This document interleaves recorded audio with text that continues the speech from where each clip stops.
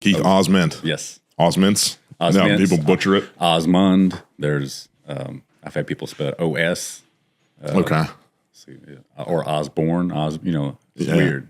I was about to say, people are terrible with names. People, Starbucks baristas, terrible with names. Really, really bad with names. People butcher my name all the time. I'm like, it's literally a city. Come on. And I go by my middle name, which is kind of different. Okay. Yeah. So Christopher Keith Ozment. So, a lot of times in school, teachers would just assume that I go by Chris. Mm-hmm. So many Chris's. I'm like, no, it's Keith. I go by my middle name. Then the sub comes in, they fuck it up. It's just like a whole ordeal. Yeah. Heck yeah, man. Dude, thank you for doing this in all seriousness. I'm glad we got connected via Shane.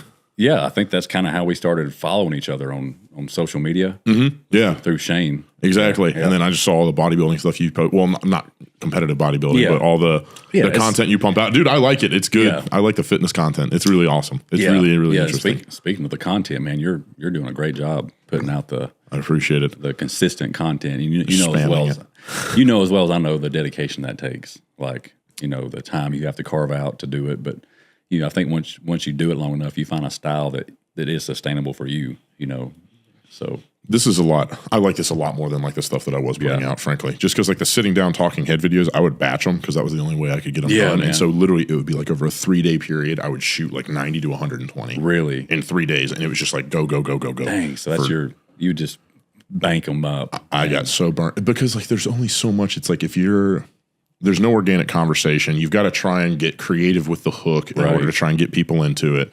Also, I just have a gripe with a lot of the real estate content just because like I was telling actually Shane, do you know Tim Stone?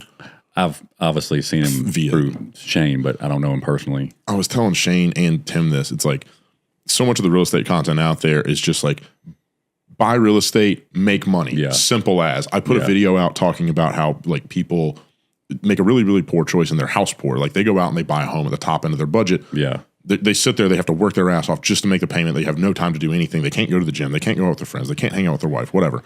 And all these people are sitting there and are like arguing with me in the comments. They're like, well, yeah, but when I sell this home for $300,000 more than I bought it for, I'll be rich. And I'm like, really, oh my God, right? That's what your plan is? And like, this is horrifying. They expect what's it called? Inflation to go up that much in what, a 5-year period? Your home's just going to appreciate $300,000. And like, it did. And people get it so twisted. It's like, it happened during COVID. There was a lot of surrounding factors that play a part in that. Like, but people love to sit there and make that point. And I was like telling them, I was like, I got my head handed to me in the last like year on real estate investments. And I was like, so I refuse to go out and just make I did this and I make this, and this, because like that's so corny in my opinion. And I was like, this is just a lot more sustainable. Yeah, it's like an actual conversation. And two, it's people that I like talking to about shit that I like talking about, so it's a lot easier. I'll have to pick your brain. I know you're the one that's supposed to be asking the questions, but I got some questions for you. I want your opinion on like renting versus buying and when that's appropriate. Like, I have my opinion. Yeah. And you might think it's crazy.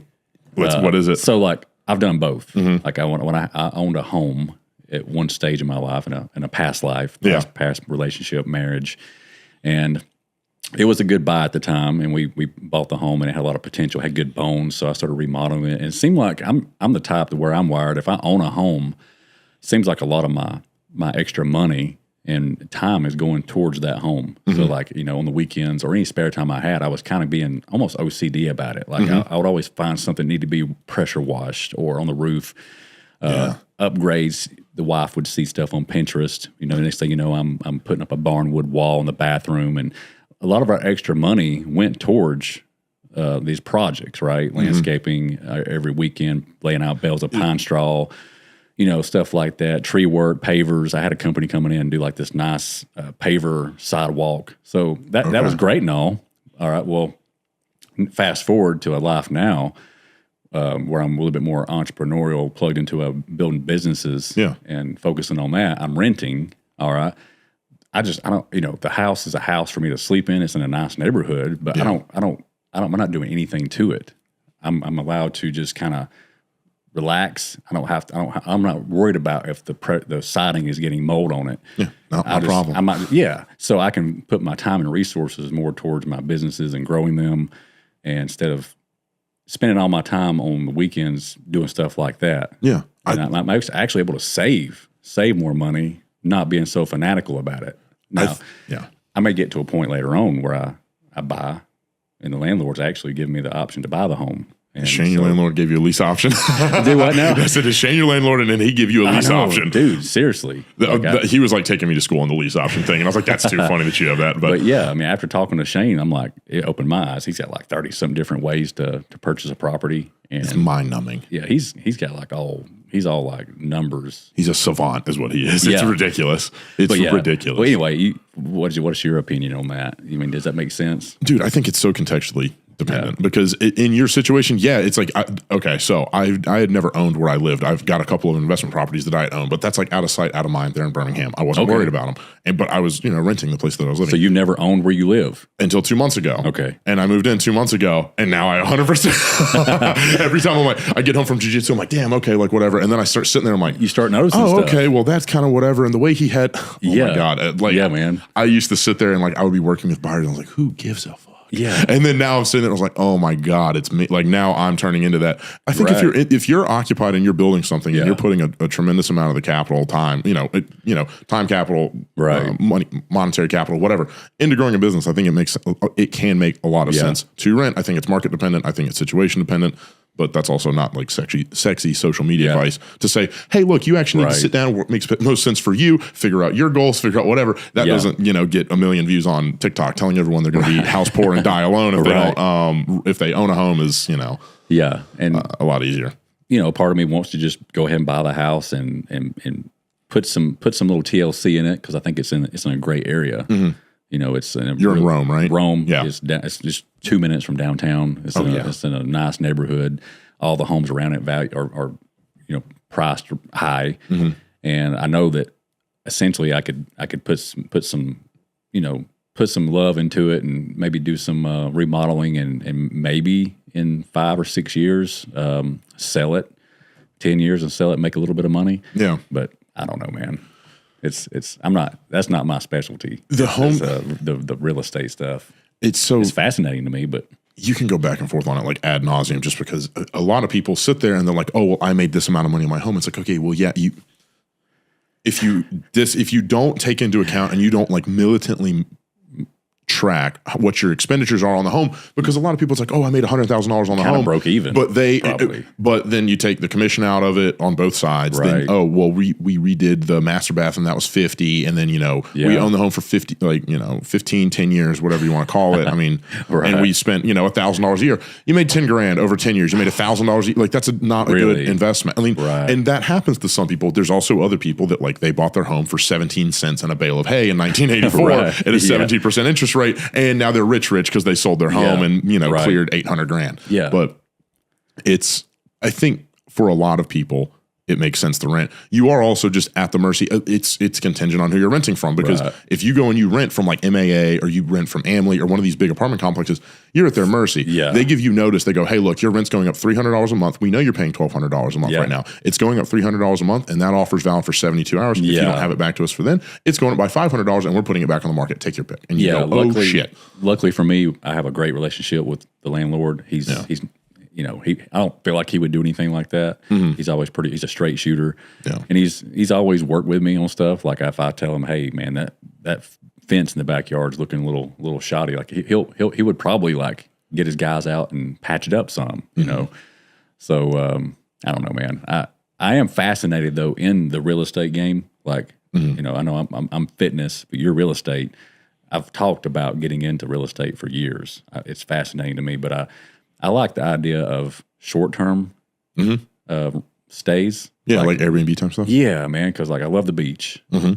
I feel like if I could own a spot on the beach, like a condo, use it throughout the year, rent it out when I'm not using it, and team up with a good reputable company to help me manage it and clean it. Yeah. Like you're getting eyeballs on it every week. Yeah. Nobody's living in it long enough to do any significant damage, because that's kind of the complaints I hear about people back home that has a lot of single family homes is they're like, man, then when they move out in a year, or when they leave me high and dry, I gotta rip out the floors, I gotta patch up the walls. They had chickens living in the house, all that stuff, man. I'm like, dude, that sounds terrible. That can 100% happen. There's like horror stories out the ass on TikTok of where people have moved out, and it's just like they're vindictive tenants and they'll go through and destroy the place.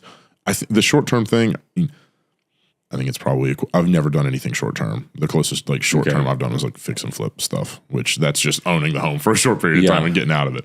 But I think there's a hell of a lot of money to be made on the fix and flip, or rather on the fix and flip, on the short term side of it. Especially if it's like a touristy area. Yeah, I mean, then it's like I guess like the people that would argue against it's like, oh, you're subject to market conditions. Like, if people, if the economy goes down, then people have less disposable income.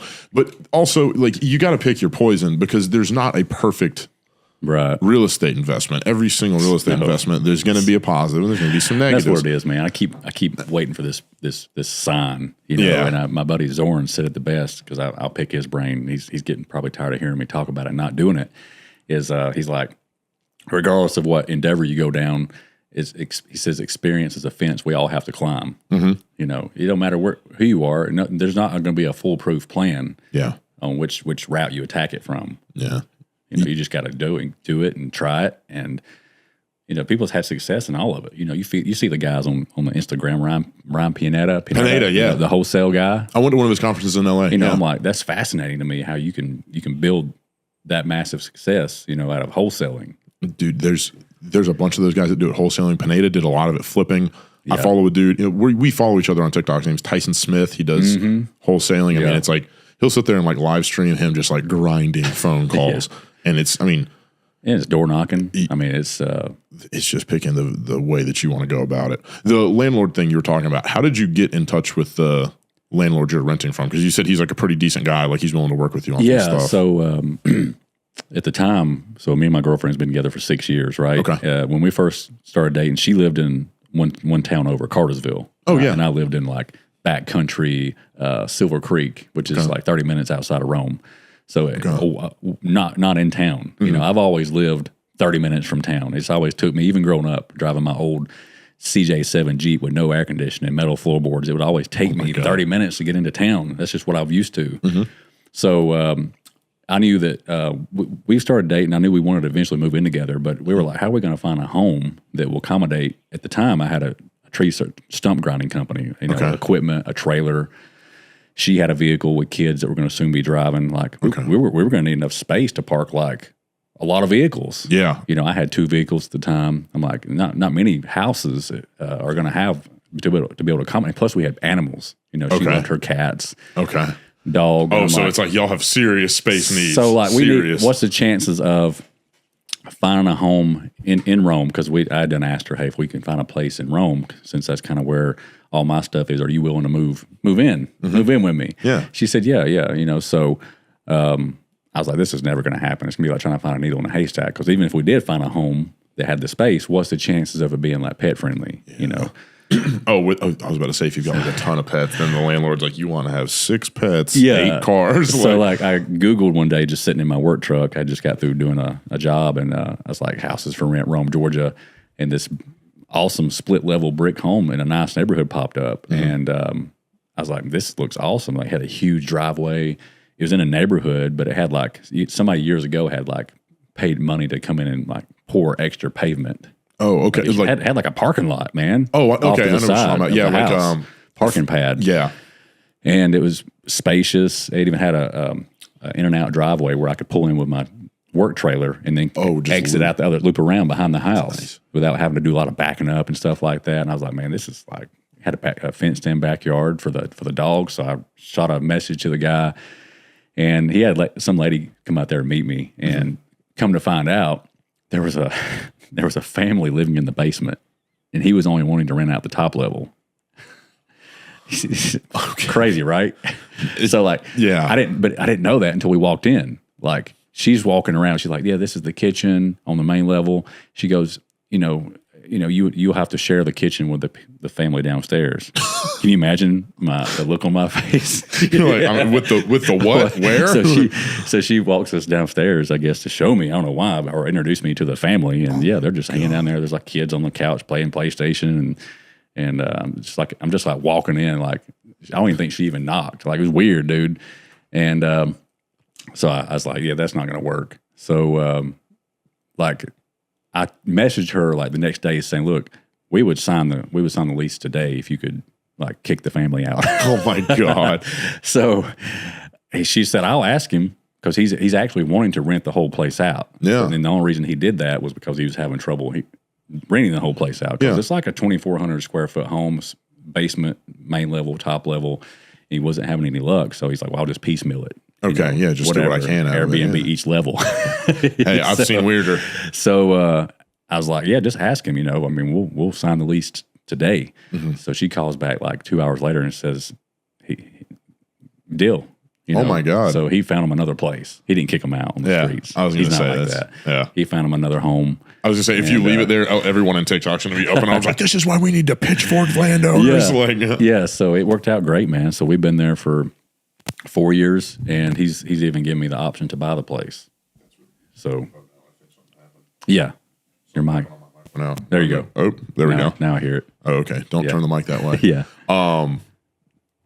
That's kind of that's kind of crazy to like have a. I've seen crazy stuff where people are like sub-renting rooms. Yeah, dude. Actually this happened like 3 weeks, probably about a month ago. I showed this home over it was like some past clients of mine out in like Lithia Springs, Powder Springs area. They were sub-renting rooms. I don't know who. They were going through like a short sale. So it's like pre-foreclosure. Yeah. The bank's like, "Hey, look, we're going to take this thing back." It had been defaulted on, was in the process of defaulting. Every single one of the rooms had those things that like bolt into the ceiling and floor that are like like breaking. Every single room in the... To keep like the rafter or the trusses from sinking in? No, like if someone's trying to kick your door in. Oh, that thing. Yeah, okay. Like they'll like go down into the floorboard, and then they had them that would go up into the what ceiling. What neighborhood is that in? And it was in like this like nice like HOA neighborhood. There's like a pool and everything, and we were like walking through like, what the fuck was going on here? But like I guess it might be a little bit more difficult to rent something like that in for real. Rome. No, that's good. I would think it'd be more difficult in Rome because maybe home ownership's a little bit more affordable. I mean, your home prices are a little bit lower than what they are like in the city. More people are buying. So, I don't know. This is just me. So this house in a prominent neighborhood, like the most sought out neighborhood in Rome, Old East Rome, is where I live. This house appraised, and now keep in mind this house was built in the 60s. Okay. And probably hasn't been touched much since. Okay. It's old school, man. I'm talking like... I like that. I mean, it's like, there's not even any like overhead light fixtures because everything's on switches. Oh my God. It's like lamps. Okay. Bathroom hasn't been touched since the 70s. So it needs some, upgrades. Yeah. So I had a guy come out and appraise it. So it's like appraised for like $280, okay, $290 for a 2,300 square foot home in the city. Okay. Prominent neighborhood. Granted, it probably needs like $100K of worth of work. So that's kind of where I get confused. I'm like, because the landlord's like giving me the option to buy it, and he's like, well, whatever it appraises for, I'm good, because he's owned it now for like 10 years. He's been collecting rent. I think he's getting older, and I think he's just like, whatever it appraises for is unfair. Well, is that really fair? Like, is just because a home appraises for $280, and knowing I got to rip up the carpet, it needs all new windows. It really needs a bigger HVAC unit. It's got one small to medium sized unit powering 3 levels. So during the summertime, it's freezing in the basement. It's okay on the main level, then it's burning up upstairs. Yeah, that's a lot. Plumbing needs some work. I think somebody needs to come in and like just check the pipes for like roots, because it's got 18 oak trees around the property. 18. So just the upkeep on this home. The roof has got trash all over. I try to get up there every now and blow it off. I'm a good tenant, actually. I want to keep the place looking decent. So, like, when I first moved in, I actually spent some of my own money, getting some tree work done. Okay. Damn. You are a good tenant. Yeah, dude. I mean, you are a good tenant. Most of the time, it's like, hey, do this now, like, whatever. Yeah, man. Lighten you up. But the appraisal thing's weird because you can find an appraiser to say whatever you want. I mean, like, if you go around and you ask 5 different appraisers, you'll get 5 different numbers probably. Wow. Not the only, but new construction, it's kind of hard to play around with because you've got, a neighborhood of 30 homes. Okay. Yeah. It's, what the homes are worth. But for the most part, it's like, if you really want to be like a sleazeball, you just go get 5 separate appraisers to go look at it and then just choose the lowest one. Like, here, appraise for 240. I mean, like, you can play that game, but I mean, appraisers are, it's like everything in real estate. It's all weird. Got it inspected. And it had an okay inspection. So the guy said the house has good bones. Yeah. It just needed, just like you said, the windows are shot. It's probably going to be 10 or 15 grand. Hemorrhaging energy out the window. Yes, dude. Like it's one of those things where during the wintertime, you can just stand like a foot away from the windows and just feel the cold draft coming in. Yeah. Like they're just old school single pane windows. And as a matter of fact, they're not keeping anything in. Our dog, she'll bark at the UPS guy, right? She hates the UPS guy. She's the nicest dog in the world. Like she won't hurt a fly, but the UPS guy thinks she is vicious. Like she's that ferocious, man. And as a matter of fact, dog? It's like a mixed breed. Oh, cool. Her name's Hazel. That's cool. Hazel Gertrude. She's like a giant schnauzer. Oh, cool. Yeah. She's got the beard. Oh, medium size. That's awesome. That's awesome. Schnauzers are cool, man. Yeah, and I think that we got our DNA test, and it's like 55% giant schnauzer and like 30% Australian cattle dog, and then some other breeds in there somewhere. That's a wild mix. Yeah, and then like, even like 10% Dachshund. It's crazy, which I guess maybe explains the viciousness. I don't know. Dachshunds are a little crazy. I love those things. They're hilarious. They're like they've gotten super popular lately. Now they're like everywhere. Like you go over to the Beltline here in Atlanta, it's everyone and their brother has a little friggin' wiener dog. Just cruising around.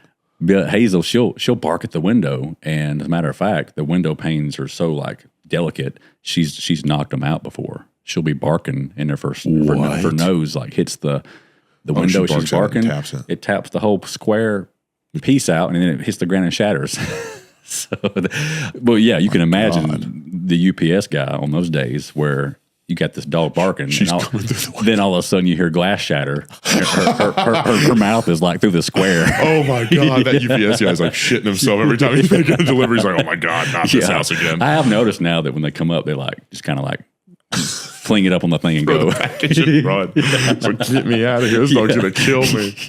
Dude, that's wild. But yeah, man, it's the house needs a lot of work, and I thought about if I really wanted to kind of like use some leverage against this landlord that's wanting to just me to pay just whatever it appraises, like legit, I could get like what I need to do is get like legit local estimates. Of what it would cost to get these windows replaced. Get the roof inspected. Like have a detailed list of what it's going to cost me once I do take ownership of the home. Yeah, absolutely. That way I can be, look, man, I know you wanted what it appraises for, but is that really fair? Being that I got to put 75 to 100 grand in it right away just to kind of get it up to like normal. That's not even doing any kind of major remodeling. It needs new HVAC, man. That's like 20 grand. I was about to say HVAC. Coming from someone that just got their HVAC system gutted in Birmingham, I had a crackhead steal all the copper out of my HVAC system. Yeah, I thought it was supposed to have a long story. Got gutted by dude. That home is 900 square feet. Jeez. And it was 10 grand for a new HVAC unit for a 900 square foot home. Yeah, 950. Yeah. So I think that's 100% fair. And two, I mean, hell, most of those people that are working locally, I mean, you can go out and they'll probably give you a free estimate on it, and then you just compile a bunch of them. And I think that's probably pretty fair, especially when it's like, look, I've taken good care of your home. You know, you're in a better spot now. I put some of my money into this thing. Yeah. The appraisal thing, again, a dime a dozen. You can get an appraisal. So whatever the hell I'm you honestly want to thinking like if he don't like come off the number some and like give me like what I think's a better deal, I'm probably just going to pass. Like, I mean, because I would rather just honestly at that point, because we're paying $2,800 a month in rent. Okay, $2,800 a month for 2,800, yeah. For 2,300 square foot home, that feels a little 2,400 square feet. I don't know the market, but that feels a little high for. It's the area. How many bedrooms? 4 or 5. Basement is like a full living area with a that's our stepson rents that area. Okay, it's kind of got like its own living quarters and a bathroom and a little office off to the side. The main level's got the kitchen, another 2 bathrooms, master bath, 2 bedrooms. Yeah, and I call it the main level, but it's a split level, so it's got a little miniature set of steps that go up. Like off the front door, you go in and like one's down, one's up. Right. Yeah. So I call it the main level. So it's 1, 2, 3 bedrooms on the main level, and then you got the basement. Yeah. Okay. 3 bathroom. Yeah, that feels a little steep to me. I don't know, but again, area. It's the area, man. I'm telling you, it's like when I say it's like prominent area in Rome, like everybody wants to live in that part of Rome. It's just what's cool about it is you can, I told you I grew up in the country. All right. So every now and then I would see deer and wildlife out there in the country. All right. Well, here it's the way it's designed is it's got a river that wraps around this piece of property all these houses are on. And then there's a guy that owns like 100 acres that's landlocked. All right. Okay. there's where all the deer and turkey come from, and they end up in all of our yards. Oh, cool. So it's about a mile off the main drag, but you feel like you're going in through like an enchanted forest. Oh, that's sweet. It's real treesy, real woodsy. You feel like you're in like some enchanted, like, there's little creeks, there's a pond. I like, in the that's neighborhood cool. you can walk to and fish. That's a nice spot. Nice. That's a real nice historical. spot. All the people around there keep up their homes. There's no HOA. Everybody's just kind of proud. I was gonna say people just care about where they live. Yeah. So that kind of gives you a better idea of the area that it's in. And That makes sense. It's not uncommon for us to wake up and see a family of eight deer just grazing in our front yard. That's cool. Yeah, That's pretty. It's real peaceful. I'm jealous of that a little bit, like living in all the chaos. Yeah. I'm selling a neighborhood in Forsyth County, and so it's like I'll go up there and literally the property right next to it is like goats and horses, and like you'll see the goats like chasing each other around on the hill, the horses like rolling around. I'm like, oh, that's so nice and peaceful. Like I'm too like. Have you always grew up in the city? Is that kind of where you're?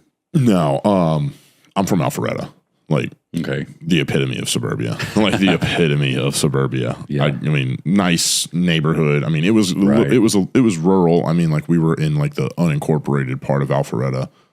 I think where I lived for most of my life is now Milton, I think.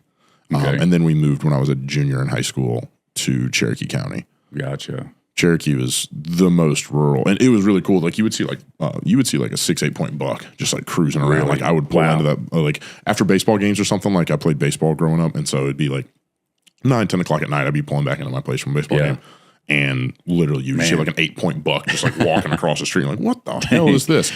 So it was pretty rural, but no, I moved into the city. I went to Georgia State for a year.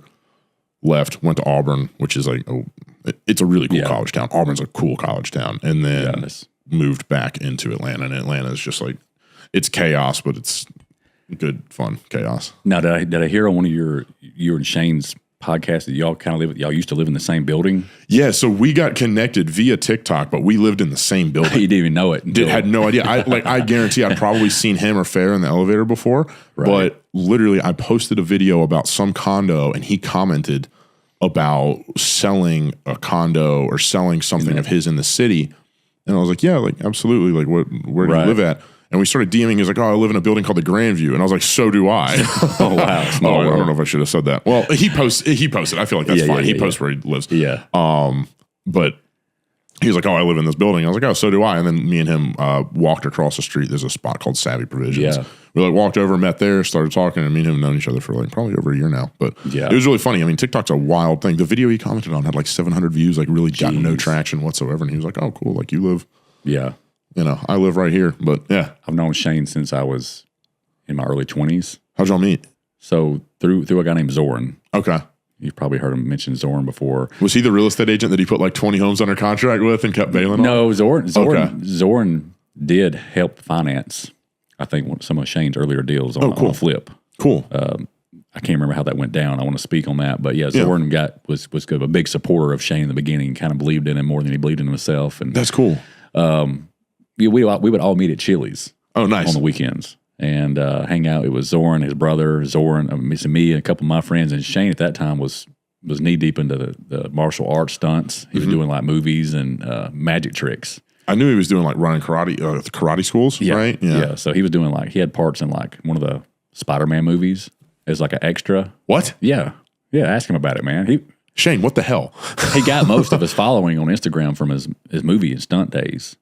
He already had 100K followers well before he got into real estate. Why did I not know any of this? Shane, talk about yourself, dude. Good Lord.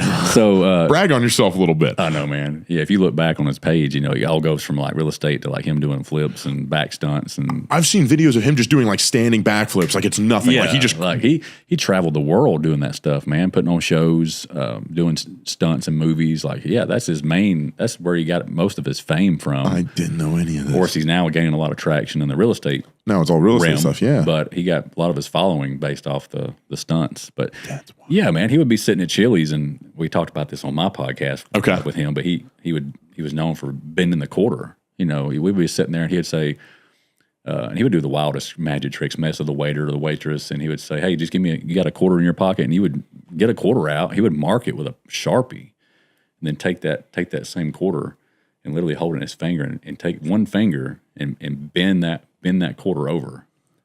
And hardly be straining. I need to, Shane, show me this. And why he didn't do that on my, we promised we were going to do it and we forgot. Oh my gosh. I was about to say, I need to see video of Shane doing magic. It makes sense. I can see Shane doing magic tricks. I can see it. Well, and he just sits there and he looks at you and he smiles. And he's like, yeah, I don't know. You know why he's been so successful is because he's got so much like focus and discipline. You look at his track record, you know, to be that successful in that martial arts stuff and to climb the ranks like he did and to do all the magic tricks. It takes a level of like dedication to learn that craft. I was going to say, you got to study. Same thing in the real estate realm. You know, when you can have a skill to where you've basically mastered 30, I think he said 32 different ways to buy property, and he knows it like the back of his hand enough to give courses now. Like that's a whole different level. I was talking about this with, I think it was Greg, who's the instructor, the owner of Odyssey. It's like getting good at things is a skill. Like you figure out, because it's like, okay, like I came from playing baseball. And so it was like, okay, I mean, I was not good at baseball. I was all right. But it's like I got to be around a lot of guys that were really, really good at baseball. And it's like, okay, that's how they get really good at this. It's like, okay, you kind of break this down, whatever. And then you take that. It's like, okay, that's how they're getting good at jiu-jitsu. Okay. And then it's like, I learned Spanish. So it's like, okay, you just break it down. It's like, okay, let's break this down into the components. I need to do this. Okay, cool. And it's like, once you get that formula, like there's what is it? Like the Miyamoto Musashi thing. It's like once you see the way in one thing, you see it in all things is like the quote, but it's like, that's just getting good at stuff. It's like, why did you want to learn Spanish? Did you just want to do it for your own mental, like just challenge, or did you want to try to do it to be able to reach a different demographic? I was bored during COVID. Okay. What did you use to learn it? What software, or did you get plugged into some of these online apps? Or I started with something called Pimsleur. Okay. I took Pimsleur for like 5 months and I felt so good. I was like, damn, like okay, I can speak Spanish. And then a website was recommended to me called Baselang. I went with Baselang and it was for $125 or $150 a month. You got unlimited one-on-one Spanish lessons. Whoa. And they were 30 minutes a pop. And I took their little like intro test. Yeah. I was so pathetic. And like my whole world shattered because literally it started during COVID. I was just like, we were locked down. I was like, you know what? I've always wanted to learn another language. Like this is, you thought you were decent going into the intro test. And I felt pretty decent. And so I sit down and I have a conversation with this guy. I can see his face. I cannot remember his name. He was a Colombian dude. And we sat there and he was just like, that's not correct. That's not correct. And I was like, oh my God, I'm so pathetic at this. Jeez. And I got plugged in with this guy named Esteban. And I've been working with Esteban for the last 3.5 years. Yeah. I'll do like a call or two a week with him, like an hour, like talk Spanish. And I really enjoy it now because now I can actually converse with people in Spanish. And it's like the first time you kind of had to, I kind of threw myself into it. A lot of it thanks to Esteban. Like I had been working with him for probably like 6-8 months. And he was like, you need to go to Latin America. He's like, that's what you got to do next. He's like, you got to go to Latin America. He was like, throw yourself into it, whatever. So I was like, all right, fuck it. And I went to Guadalajara and I was in Guadalajara for like 2 weeks. And literally, I remember this one moment. I was sitting in a bar just talking with this like 45, 50-year-old bartender, and she's just telling me all about the city. And like 30 minutes into the conversation, I was like, oh my God, I haven't said a word of English. I was like, oh my God, like this is awesome. And that I think is when I really got hooked. I was like, oh, and then I met a bunch of these really cool dudes down there. All of them had come across the border illegally. And so they're sitting there telling me about like their different border crossing experiences. Yeah. This dude's telling me how he almost died in the desert. This guy's telling me how his legs were numb from the hips down because he was in a modified compartment of a Greyhound bus. Yeah. And I'm like, if I don't speak Spanish, I'm not having any of these conversations because I'm just another gringo to these guys. Yeah. And they're looking at me like, I don't trust you. You're probably a Fed. Like, I look like a Fed. And everyone I train with is like, you look like an FBI agent when I don't have the beard. And so I was like, being able to speak Spanish with them, they're like, oh, okay, cool. And they just open up to you a little bit more. And you get a lot of cool experiences and a lot of cool interactions with people you would never. It's got to help with like the real estate stuff, right? Maybe. Yes and no. I don't speak business Spanish. Like I don't. Okay. I would feel I would feel uncomfortable trying to negotiate a contract in Spanish. Okay, I got you. I feel very comfortable having a conversation with dudes on a job site and really sitting down and talking to them like, yo, tell me what's going on with this. Okay, you think this is good? Yeah. Oh, you think this guy's fucking us over? Like what? Stuff like that. And you can sit there and have like a full on conversation with these guys. And you get a different reception when you can actually speak the language than when, and this isn't me trying to be snobby, then when you speak like job site Spanish. Like job site Spanish is good and it'll get you by, but like you can sit there and be like, yo, tell me about like different respect too from the workers and from people on the site. I think so. If they know you can speak, that's kind of open up a whole nother respect level. My favorite part about it is sometimes you'll be sitting there and I was on a date at what's it called? It's a ramen place in Atlanta. God, I'm blanking on the name of it. Jinya. I was on a date at Jinya, and we were sitting there at the bar, and the guys, the kitchen staff, are sitting there, and they're all speaking in Spanish. I think they were probably, I don't know if they're Mexican or Central American, Southern Mexican or Central American. And they're sitting there just talking about all these different, like, just talking shit in Spanish. And one of them said something, and I looked up and just grinned at him, and like the look of like, oh my God, this guy knows what we're saying. It was funny. Yeah, you can overhear conversations. You just sit there and eavesdrop. It's fun. Right. It's a really fun time. Like, that's the most nosy part of it. That speaking in Spanish with someone else that speaks Spanish in public is a great time. Like me and a buddy of mine that I train with speak Spanish. You'll just be like sitting there. It's like, I don't know. It's like, it's awesome. Fun. But maybe I'll give it a shot one day. You should. A lot of people think it's hard. It's not that difficult. It's just the way that we try and teach it in American schools is so pathetic. English would be hard to learn, in my opinion, because of all the crazy words that are spelled the same but pronounced different. Imagine a Hispanic trying to learn English. That's got to be crazy. I was about to say, Esteban will tell me, like, it's funny. He speaks English at a better level than I speak Spanish, but he'll sit there and he's like, your language makes no sense. He was like, Spanish? Right. Okay, so like the word for glasses in Spanish is anteojos, like in front of the eyes. Anteojos? Anteojos. Okay. And he'll sit there and he's like, yeah, y'all's English makes no sense. He's like, why does this K make no noise here, but it makes noise here? Right. Why does night, why do you have two different spellings of night? Right. Why do you do that? That makes no sense to me. And I'm like, don't look at me. I didn't design the English language. Yeah, there was a word a few weeks ago where me and my girlfriend, I was pointing that exact same thing. It was like 3 different versions, and one of them, it brought out the K, and one it wasn't. It was like, whoa, like this is really how the English language can be so, like, I could see where it would be frustrating to learn. It's difficult to learn. Like, we've got our own like weird rules around it. Yeah. The one thing that like I've really struggled with Spanish is something called the subjunctive. They have like 4 different types of subjunctive. This is super boring technical Spanish crap. But it's like anytime there's doubt on something, like if I want to say in English, like, I don't know if I can go. Right.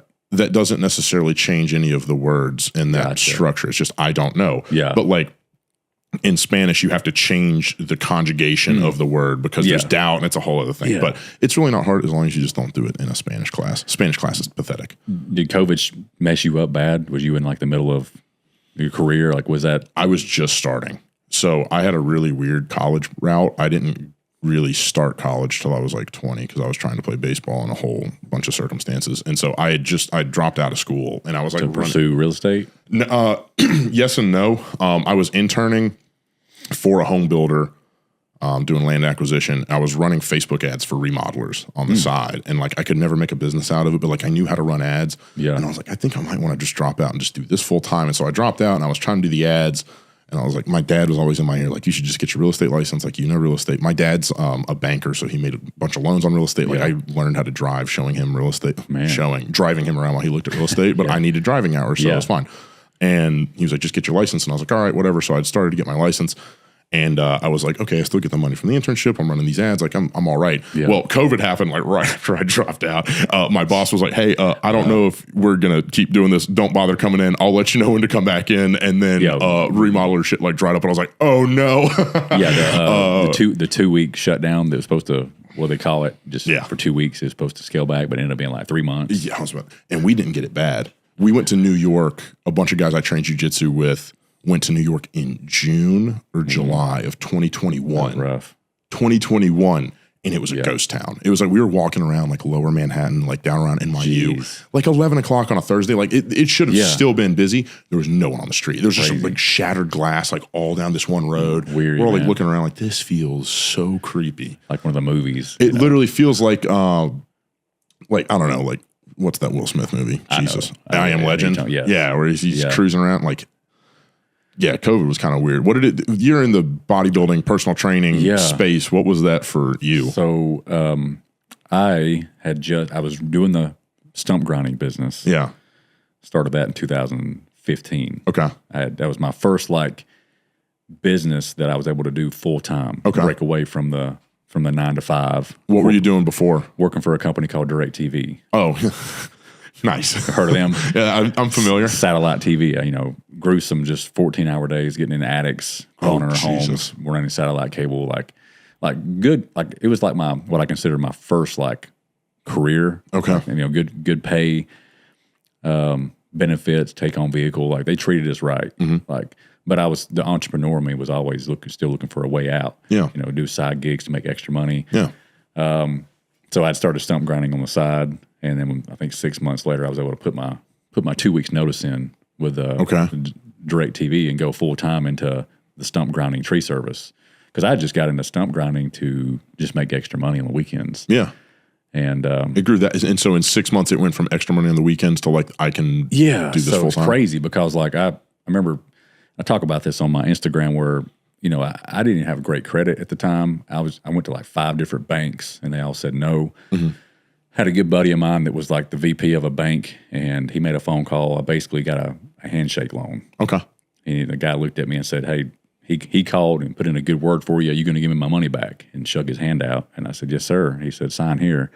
And was able to finance my first piece of equipment. Okay. Off of a handshake. How much does it cost to buy a stump grinder? So at the time, the baby stump grinder was like 25, 30 G's. Oh my God. Just the smallest model they made, that you stood beside and had to work it with joysticks. And with 30 grand? 30 grand for the cheapest one. Yeah. Jesus Christ. So I was so nervous. I remember the guy delivered it to my house, and he's like, "Here, sign here, and first payment's not until whatever." And I'm like, man, if I can just do enough work to make the payment until I get the business built, that would be epic. So I didn't know what I was doing. I didn't know anything about tree work or I just knew that in my area I felt like there was a demand for that type of service because nobody in my area was really specializing in it.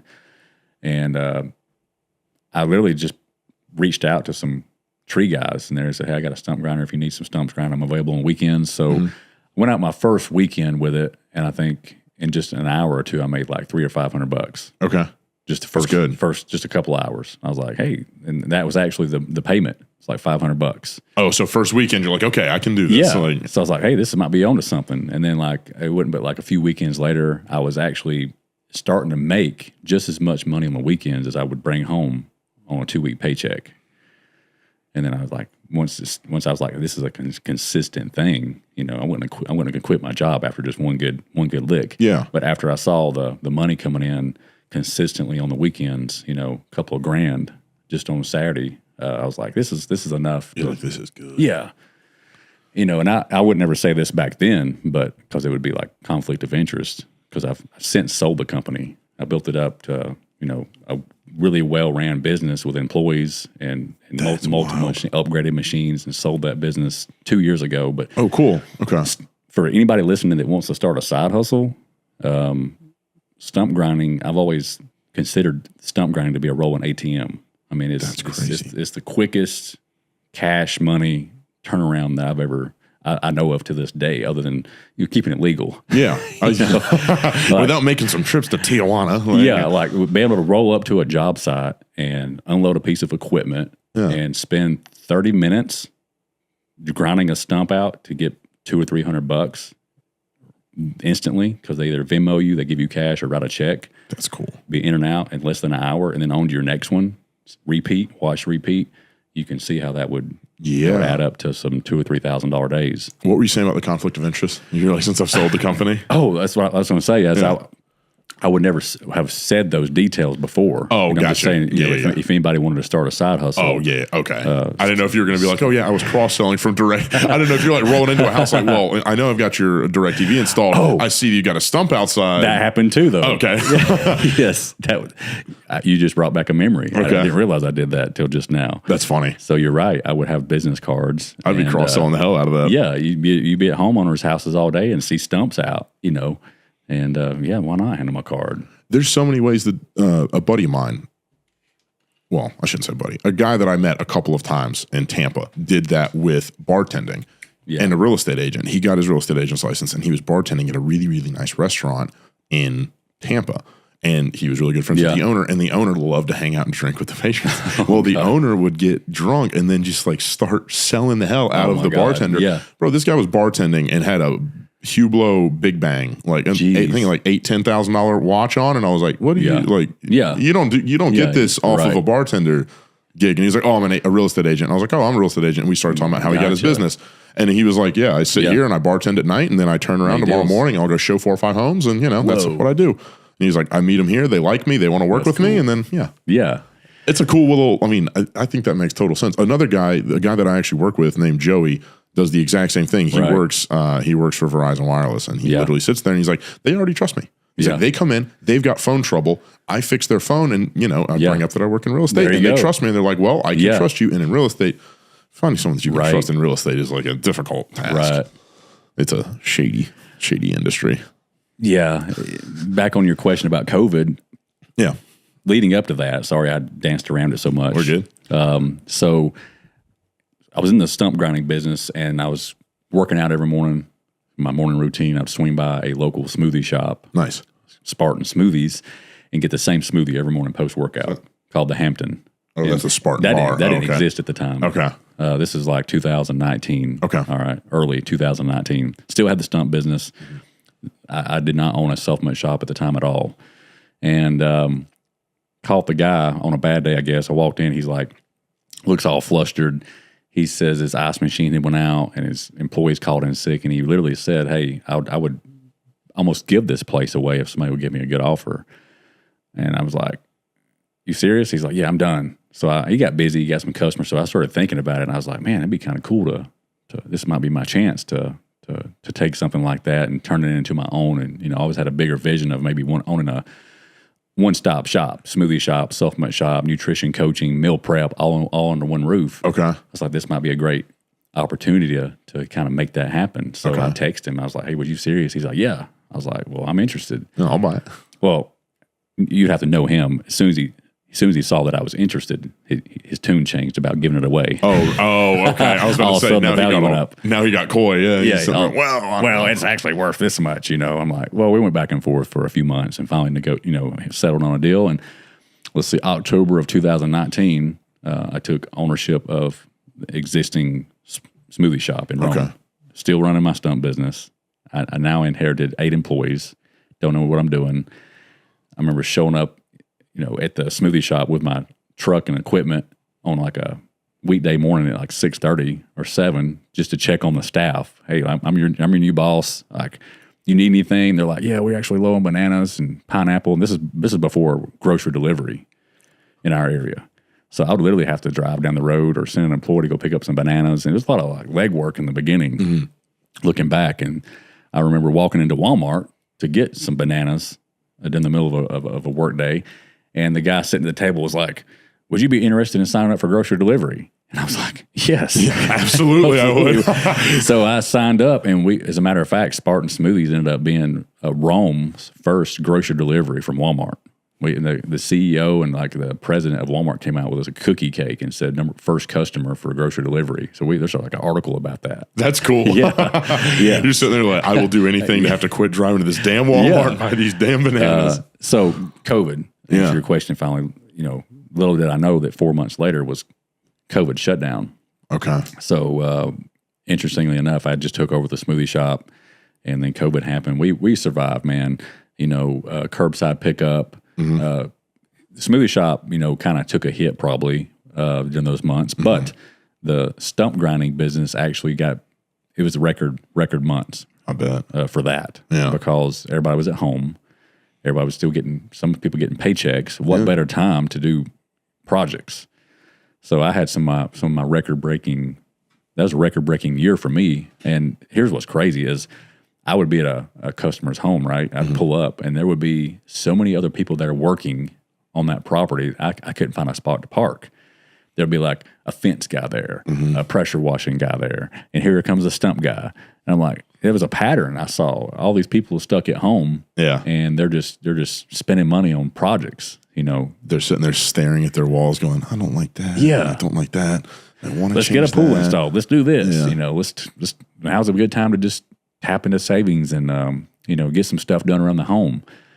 And that ended up being a record-breaking year for me. So even though, depending on what industry you were in, that was a great year for the tree service stump grinding business. But like I said, we survived the Spartan world, and curbside pickup. This is long before I got into online coaching. Yeah. So it's been an evolution of businesses since then. That's cool though. That you got into it. It's like, okay, get your toes wet with the stump grinding, and then from there, before you even have offloaded that, you get into the smoothie. Right. And then, it's all been stepping stones. Did you when you bought the smoothie shop, was it supplements and everything already there? It was strictly smoothies. It was just smoothies. Okay. The room was like it's like a 2,500 square foot retail space. Okay. In a shopping center, real nice shopping center in Rome. Like it's one of the nicer areas, right in the middle of town. The back of it's got the river, it's got the running trails and stuff like that. So people come up from jogs and park their bicycles and hop out. Perfect for like fitness. Yeah, that's awesome. Yeah, and even myself, man, I can go out the back door on my lunch break and go get a walk in or a jog and just get some fresh air, after being in the office all day. Get some sun, Yeah. So, but yeah, you're right. It's interesting how it's like evolved from like one business to the other. And as a matter of fact, speaking of COVID, it caused one of our neighboring businesses to go out. It was a business in that shopping center called Ronstad Staffing. It's like a staffing center. Yeah. And they had the fold-up shop, and it left a vacant unit in that same shopping center with the smoothie store. It's like three units down. Okay. And the economy started turning back to normal, and I noticed that spot was still empty. And a lot of like homeless people started hanging out by, and it started the property owners in my opinion, started letting that end of the shopping center go downhill. I guess the homeless people figured, hey, this unit's empty. We can kind of hang out around it. No one's going to tell us to get the hell out. Yeah. I took pictures of it and sent it to the property owners. I was like, hey, this is looking pretty shoddy. Like it's kind of affecting my image of the shopping center. I pay, to keep all this up. And they were like, we're trying to find somebody to book there. Like we're wanting to try to keep it health and wellness oriented, because at that time we had the smoothie shop and there was a tanning salon, there was a haircut place, there was a massage place, and they wanted to keep it kind of in the same health wellness category, because I think they had a lot of people wanting to put vape shops there and stuff. They were like, no, we don't want that, but they were about to. They were like, this thing's been sitting empty for like 7 months. We're about to just put somebody in there, unless Keith, you want to put something there. I was like, don't tempt me. I was like, man, I got enough going on, man. I got the stump grinding business still, got running the smoothie shop. This has been almost a year into it. And I'm like, there's no way I could, manage another startup. Yeah. And I was like, well, if you did, we would actually help out on the build out cost. We would give you an allotment, 15 grand, sound good to do a little build out. And I was like, well, let me think on it. And I told myself after that phone call, if that vacant spot was still there 3 months from now, then that was going to be a sign that it's meant for me. 3 months went by, it's still there. Sitting there. Yeah, I'm like, well, what can I put here that would kind of mesh with this new like health and wellness category that I'm diving into, that I've always been passionate about. Stump grinding thing was kind of a stepping stone. I mean, I'm not really passionate about grinding stumps. I'm more the customer service, providing a service for people is what I'm good at. And that's why that company ultimately was successful, because I picked up the phone, showed up on time, and a lot of the customer service skills that I learned from DirecTV, carried over into that, because we got surveys done on us and all that stuff. So that was a great experience. I'll never forget from DirecTV that it was instilled in me. So forever grateful for that. So I ended up putting a Hydrate Infusion Center there. Vitamin infusion. Yeah. Bought into a franchise. Okay. So, I tossed around the idea of trying to figure out how to do all the legal stuff, like with infusions and hiring the medical staff. And I was like, could have did it. I would have had to outsource like the IV bags and all that stuff myself. Or I could just find a franchise already doing it and just kind of buy into it. And luckily enough for me, this Hydrate brand was fairly new. So I got in on the ground level. Hydrate? Hydrate. Okay. Yep. WHYDRATE, Hydrate. Okay. First started in Kennesaw, then they opened one up in Cartersville. They only had like 5 or 6 locations when I got in. So the buy-in cost was relatively low. So that's nice. Me and my good buddy were the ones who kind of put the capital in to bring that to Rome. So now we have a vitamin infusion center 3 units down from the smoothie shop and the nutrition shop. So it very, very well meshes with each other. You know, inside the smoothie shop on the custom rewards, you know, it says redeem your points for a B12 shot. Oh, hell yeah. And vice versa. Down at the Infusion Center, there's for first timers coming in, they're getting a free smoothie coupon to sip on a smoothie. They're in the Infusion. They're getting there. So, yeah. I was about to say, you're like, hey, go 3 doors down. They'll take care of you. So they crazy. Feed off each other very well. And then, you know, how I got into the online nutrition coaching space was that's just an area that I've always been passionate about. I was always trying to do it in person, but I wanted to scale more. I wanted to be able to help a guy sitting in Texas, you know, drop 30 pounds. How do you do that? You got to build an online course, an app, and be able to market it. So that's what I've been working on for the past year. So now in a space where I'm all in health and wellness. I was about to say, there's no more stump grinding. No. So you have the smoothie shop that has a nutrition component attached to it. Then you've got the Infusion across the street or down the block. Yeah. And then you've got the online space coaching. Yep. What's been getting into the online coaching? Obviously, you're in very, very good shape. You're fucking jacked, sir. And then, so how long have you been lifting for? Since I was 16. Okay, and you're almost 40, you said? Yeah. Okay, so you've been 20. Consistently, bro. So you've been lifting almost as long as I've been alive. 23 years. Yeah. So, like, you know, people have their stories. Like, I know I meet guys from high school that says, you know, they used to be eat, breathe, and sleep lifting, and they get out of it for, say, 3 or 4 or 5 years and circle back to it. And they get, like, one thing I can honestly say, like, I haven't missed a workout unless I was just dog sick. Yeah. You know, like, I have to have it, man. It's like my therapy. Yeah. You know, like, you know, so it's one thing I've been super consistent with, and the nutrition piece too. You know, like I've always been just really interested in nutrition, like component. I dropped 70 pounds at age 17. How? Man, just I mean, just like run through it. Like you want to lose 70 pounds, and you're like, okay, now what? So like, and at the time, the motivational factor was girls. At that age, who cares? Hey, it works. It works. 250 pounds. I had some acne. I was 260 maybe, and was at like my first house party. Mm-hmm. You know, I went to with a couple of friends, and it didn't take me long to figure out who the cute girls were interested in. Yeah, and me and my buddy were larger, and we're sitting over here off to the side, just kind of all by ourselves. And as a matter of fact, me and him both recognized that, and he was my workout buddy. Hell yeah! We started working out at my dad's weight room in the garage. Hell yeah! And when we got our driver's license, we started going to the gym in the morning. But yeah, man, you know, I look back at such a young age, like there was a switch that flipped that I wish more people could flip. You know, I was getting up 45 minutes earlier before I had to be at class, and I drug my mom's treadmill up to the bedroom. Okay. And would just, honestly, I had it set up right in front of my entertainment center, with TV and stereo speakers. And I would literally had a mix CD. Okay. Of just like all the old school rock, you know, Chevelle and 3 Days Grace. And Hell yeah. Stained and all that stuff, man. And it would just pop that in and put a hoodie on and just jog on the treadmill. Just get a good sweat for 30 minutes. And then eggs and oatmeal for breakfast. Eat right. Just, eggs. I would mix it together.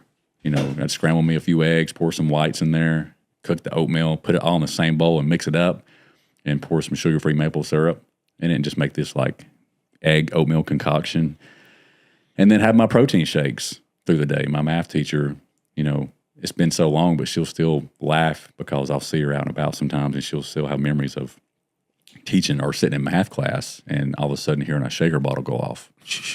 You know, just the protein shake shaking up. Sitting there getting ready to get your protein in. Yeah, man. Just it was just, you know, all I had access to at that time was like bodybuilding magazines. That was going to be my next question, is like, where are you getting all this from? Internet. This is like basically like right around early days of the internet. This was like 2004. Yeah. 2003. Okay. You know, there was no smartphones. I had a Nokia brick phone. Nice. And, you know, it was funny because we were talking about phones earlier. Yeah. And, you know, I remember being so excited to upgrade to the color screen version as a teenager, you know. Oh my God. Trying to be cool, you know, and spending all my extra money on the version that had the color screen. Okay. So, but yeah, man, I mean, bodybuilding magazines and just trying stuff, you know, that's why it's so fascinating to me now how you get online, and it's probably the same way with real estate. It's just, as you're scrolling, there's just so much different information, you know. Now, people, if I was a new person, I would be so like confused because, you know, you got people spewing seed oils and don't eat, carnivore and do this and do that. And I'm like, man, people just have made it too complicated. Honestly, like I was able to shed off and get shredded, just not even really, I didn't even track macros. Mm-hmm. I just was moving, sweating, weightlifting, and eating like good food. Like, like it don't take a rocket scientist to know the difference between like fast food and like eggs and oatmeal and fruit and a protein shake. Like a salad. Like, come on, man. Like, that's all it was. I was just fueling my body with good nutrition. Granted, looking back, I was probably under eating a little bit, but dude, I really can't knock it because it shed off like 60, 70 pounds of body fat off me in like 4 or 5 months. I mean, that's nuts. Yeah. I mean, that's got to do a crazy amount to your psyche too. You're like, oh, you get into it, you lose the weight, and you're like, damn, all right, I look good. I like this. No, okay. Yeah, and it's a positive feedback loop. Yeah, and that's what catapulted the whole fitness thing. Like I did teenage bodybuilding show at 19. Okay. And just competed several times a year after that on up into my mid-20s. But just super, super obsessed with fitness and nutrition. Managed a nutrition shop, supplement store in downtown Rome, which where I learned a lot about supplements. Okay. One of my good buddies had started it and asked me to work it on the weekends and stuff like that. And eventually managed one in Cartersville full time. So that a lot of my younger years was just so wrapped up and intertwined with, having the experience myself, losing the weight, competing, managing supplement shops, ended up working for a supplement company one time as a sales rep. Okay. So from ages like 17 to like 26 was nothing but fitness, nutrition, getting paid to do it. Getting paid to learn being a sales rep and kind of having to look the part because they would fly us out to the expos, Olympias, and Arnold's, and if you're standing behind a booth promoting a product, you kind of got to look the part. Yeah, absolutely. So you were around in like the early days when they had like the wild pre-workouts, like the wild fat burners. Dude. That stuff is like internet lore about like the old fat burners that would. Speaking of that, that's part of my story actually. Oh God, that's so the part where I talked about getting up in the morning and hopping on the treadmill. I left out a little piece. Okay, right. So I had an old school alarm clock. Okay, It had 2 alarms on it. Digital, it had like alarm 1, alarm 2. I had purchased a fat burner at that time called Lipo 6 fat burner by Nutrex. Okay. And it had the real deal ephedra in it. It was the first company to ever have liquid capsule. Okay. So they had like the patent on this where it didn't have powder in the capsule, it had liquid. So it would just right away. Right away, yeah. So I would set the alarm clock 30 minutes early to go off so I could roll over, pop one of those pills and swallow it with some water, and then go back to sleep. And then the next alarm will go off 30 minutes later. And you're ready to roll. It's in my blood. Oh, Jesus Christ. Sometimes I didn't even need the second alarm. Like it would just be, my heart rate would already be getting up. Oh, my God. And I would just throw a hoodie on and be ready to go. Just massive, nasty sweat session, Whatever works. And that was like one of my protocols to aid in the fat loss. And I'll still preach to this day, there's no magic pill. If you're doing the right things and you're doing the diet and the cardio, stuff like that can help. But a lot of people try to put that as the number one thing. Yeah. The magic pill. And, it's, I actually, I own a supplement shop, and I could, if I always tell people or told my girlfriend, if I was a little bit more of a snake oil salesman or something like that, I could probably sell a lot more supplements, but I've never been bought into that. Like I'll tell people, hey, I'll ask them how their diet is, and if they tell me some information, I'm like, okay, this right here would help you. But honestly, that people come in looking for a magic in a bottle, I'm like, this is not going to help you. And I'll lose sales because I'm so honest with them. Yeah. On that. But yeah, the fat burner stuff, that's what I took. That's like internet lore, dude. Yeah. The ephedra, that got banned in the 2000s somewhere. You can still get some forms of ephedra, but it's a different part of the plant. Okay. There's a company. Not the good stuff. The closest you can get is made by High Tech Pharmaceuticals right here in Atlanta, Norcross. And they have a product called Lipodrine. And it has the closest real deal ephedra you can get. And it's actually a really good product for fat loss. Yeah. Does it like when you take those fat loss pills? Is it, like I've never really played around with fat loss stuff. The closest my fat loss protocol was abuse caffeine and nicotine, so I had no appetite. And then they have appetite suppression. Turns out that's not too good for your gut. What my version of it. So not good. when you take those, I mean, like you get hot, like you get the elevated heart rate. Is that like what happens when you take those? That's the thing, man. You're hit the nail on the head. Like when people come in looking at the fat burners, most of the time, fat burners, all it's going to do is make you sweat a lot, heat you up. There's some green tea in there. There is some stuff in there that can aid in metabolism, but it's if your diet's off, man, it's not going to work. Like now, if you take it, let's just say a person's first starting off. They're thinking about getting into working out, but so far to this date, they've just been swinging through the fast food restaurant. Yeah, a person like that starts taking a fat burner, they're going to notice that they're going to sweat a lot more, and they're going to notice probably their appetite being suppressed. Where instead of having that mid-morning snack, you may just roll past through it and skip it. Well, guess what? If you eat less, you lose weight. Thermodynamics doesn't change. Calories in, calories out. Yeah. So like I always tell people, it's not even the fat burner that's really doing it. It's just it did suppress your appetite a little bit to where you skip that morning snack or that afternoon snack to where you're just not eating as much calories. Yeah, dude, that's it. The dorkiest shit I see on the internet is people like calories in, calories out is not a one size fits all. Oh my God! Yes, it is. It's thermodynamics. Ingest less than you spend, and you will lose weight. Yeah. Like it's simple. Unless you've got some crazy hormone. Yeah. Like I've got a fucked up thyroid. I have something like 17, 18. Take medication. Yeah, I take T3 or something. Yeah, it's Cytomel. It's called levothyroxine. Okay.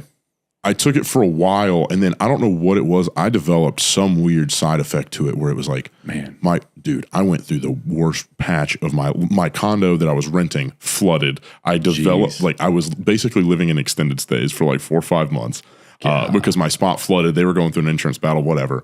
Then I had this I had been taking it literally since I was probably 17 or 18. That long. Man. I was like 24, and out of nowhere, it was like, I would wake up in the morning and I was fine. And then I would take the levothyroxine every morning. And about 30 minutes later, it's like, something doesn't feel right.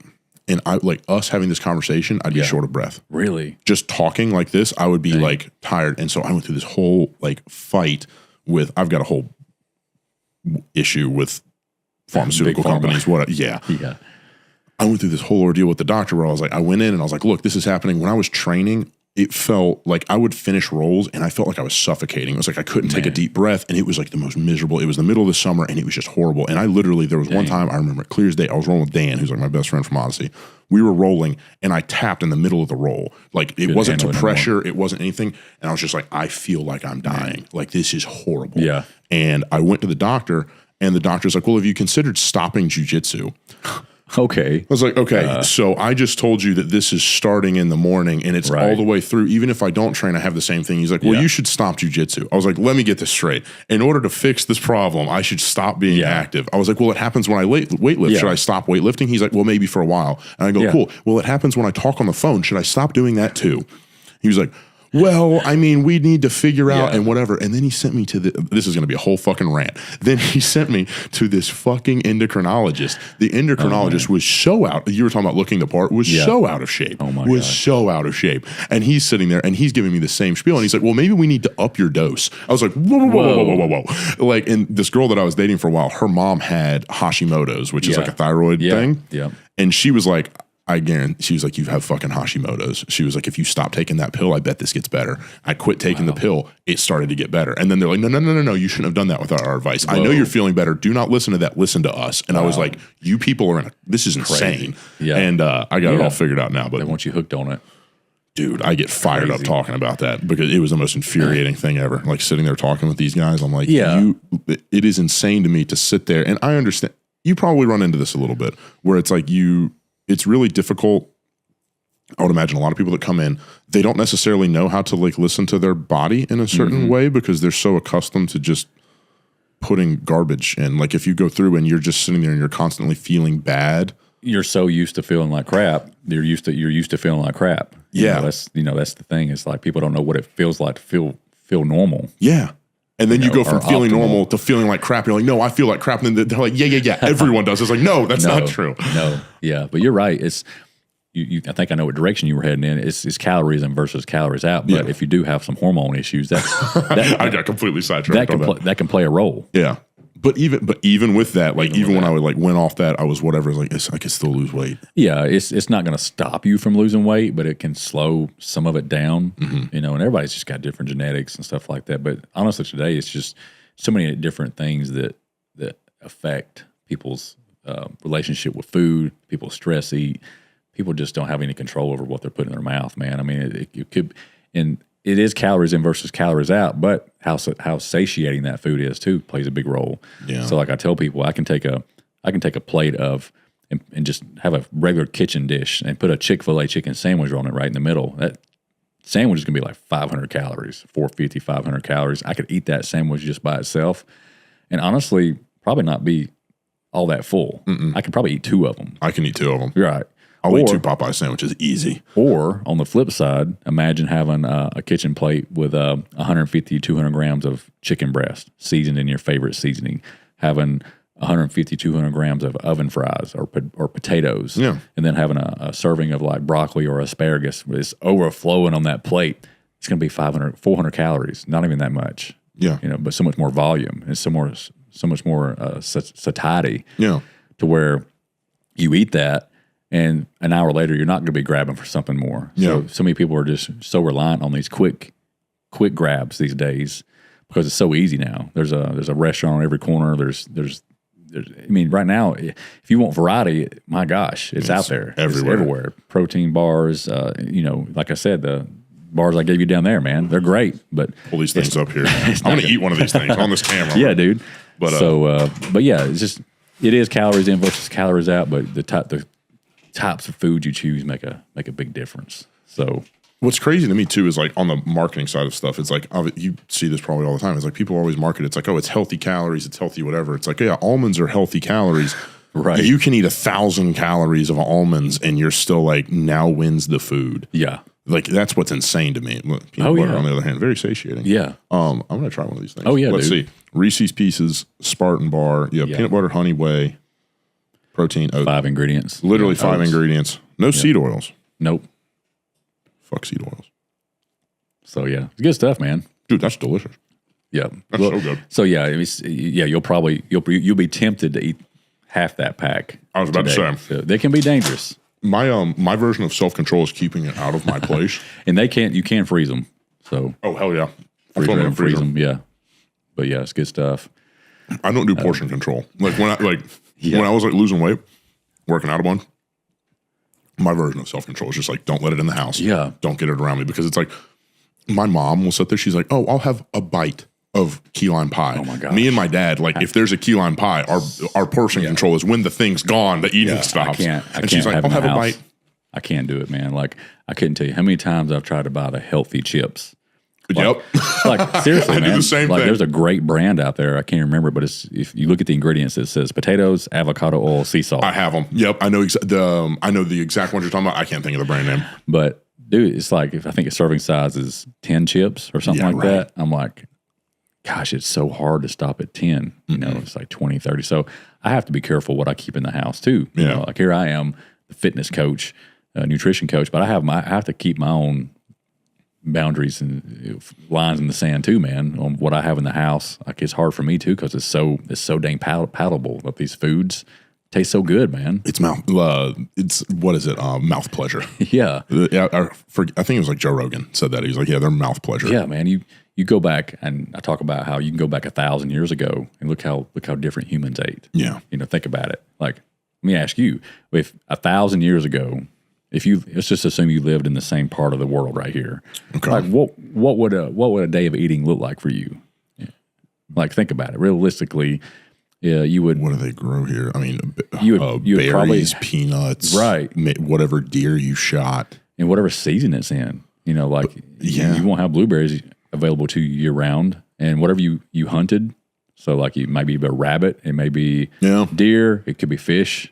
Yeah. People used to start wars over spices. Yeah, man. That's how they're devoid their palate was and stuff. It was like, oh, they have salt, spices, and honey. Let's go kill them so we can have some of that. Yeah, and if I was about to say, if you were lucky enough, you would stumble upon a beehive. Yeah. Or something like that for something sweet. One of you gets the shit stung out of them. You choose the 13-year-old kid. You're like, hey, you, go get it. And there were some people that never even saw a banana in their life. Think about it. Yeah. I mean, 100%. They never. Like bananas grow around here. Sweets, non-existent. Yeah. And now you can just go to, I mean, you can eat more calories in 30 seconds in a grocery store than a dude in a day could eat. Like, so like, you know, look at like Cheesecake Factory, you know, the slices of cheesecake, right? Yeah. And I know that's one of your favorite places. I've heard you say that before. I tried to go to Cheesecake Factory the other night and it was closed. Yeah. I shed a tear. Like one piece of cheesecake on some of that stuff, like the Oreo, it's like 1,500 calories for one slice. It's horrifying. It's crazy, man. You walk in. The worst is that they show. Well, not the worst. The best is that they show it to you because you walk in. You're like the lowest calorie, like their original is 900 for a slice. Yeah.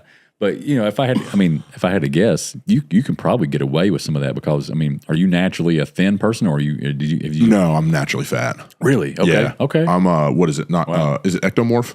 I'm more ectomorphic, I think. So ectomorph is super skinny. Endo. I'm endo then. Is naturally big. Yeah. Mesomorph's kind of in the middle. I'm not like it takes a lot for me to get like skinny. Like the leanest I've been as an adult was like 193, 194. Yeah. And the girl I was dating at the time was like, "You look anemic. Like you need to really." eat. I never would have thought you would have struggled with. It's hard for me to lose like serious weight. My happy place is like 208 to 215. Like I'm 217 right now, and I feel good. Yeah, I got up to 225 like 3-4 months ago. So like I'm the smallest of like the big dudes. How tall are you? Like 6'2" and 3/4, Gotcha. 6'3" on Hinge. Yeah, gotcha. I'm the smallest of the big dudes at the gym that I train at. Really? And so like I'll roll with dudes that are like 240 to 260 pretty often. And I was like, fuck this being small. I'm just going to eat and eat and eat. And I was lifting, just trying to get huge. And I got to 225. I was like, I just don't feel that great. Yeah, you just feel I feel slow. On your feet. I feel better at like 208, 210, 215. I feel great. But that's awesome. I don't get like, I don't have the, like I can't get like a 6-pack easy. I can get a 4-pack really easy. 6-pack doesn't happen for me easily. Weird, yeah. I think that's genetic too, to a certain extent, because I've got some clients that will get super lean and they have a hard time exposing their ab definition. That's crazy. It's just different like levels of brown fat and white fat and stuff like that. So what is I don't know anything about that, like brown fat, white fat. Like what is that? It's just, you know, the fat that's like in your mid area. You know, you got your subcutaneous fat, which is the fat that you can see and feel. Yeah. And then you got your visceral fat that's deeper inside aran your organs. That's the dangerous stuff, right? It is dangerous. Okay. So like we have this body composition scan machine at the smoothie shop. Is it a DEXA scan? It's like an in-body. Okay. You stand on it and it sends like frequencies through your body, but it measures how much water is in you and how much visceral fat you have versus sub-Q. So it's really cool to like, for anybody locally that I'm working with, to kind of start them off on that and then let them hop on it like every 4 to 6 weeks to track progress, especially if they have a bad relationship with the bathroom scale, because that bathroom scale is going to fluctuate like crazy. I was listening to some of your stuff. If you're a newbie. So like you can hop on that and like they may be up 2 pounds, but once they see, oh my God, I've put on muscle and I've dropped body fat, they finally like the light bulb goes off. Like, okay, I can't pay attention to just the bathroom scale. You know, it's kind of cool seeing them connect those dots. And yeah, you're right. The visceral fat, for a lot of people, you know, visceral fat will be through the roof. And I'm like, hey, this is the one you need to be worried about the most, because high levels of visceral fat is where all the nasty stuff comes from. You know, that's where heart disease comes from, and cardiovascular disease, diabetes, insulin resistance, all that stuff. So one of our first goals is to whittle that number down. Like I'm like, hey, this is, you know, we're gonna look at some other stuff, but you need to get this visceral fat down first. Just from like a health perspective, like, hey, look, just for I was about to say longevity purposes, like, hey, let's have you not have fatty liver or a fatty heart. Let's get that note.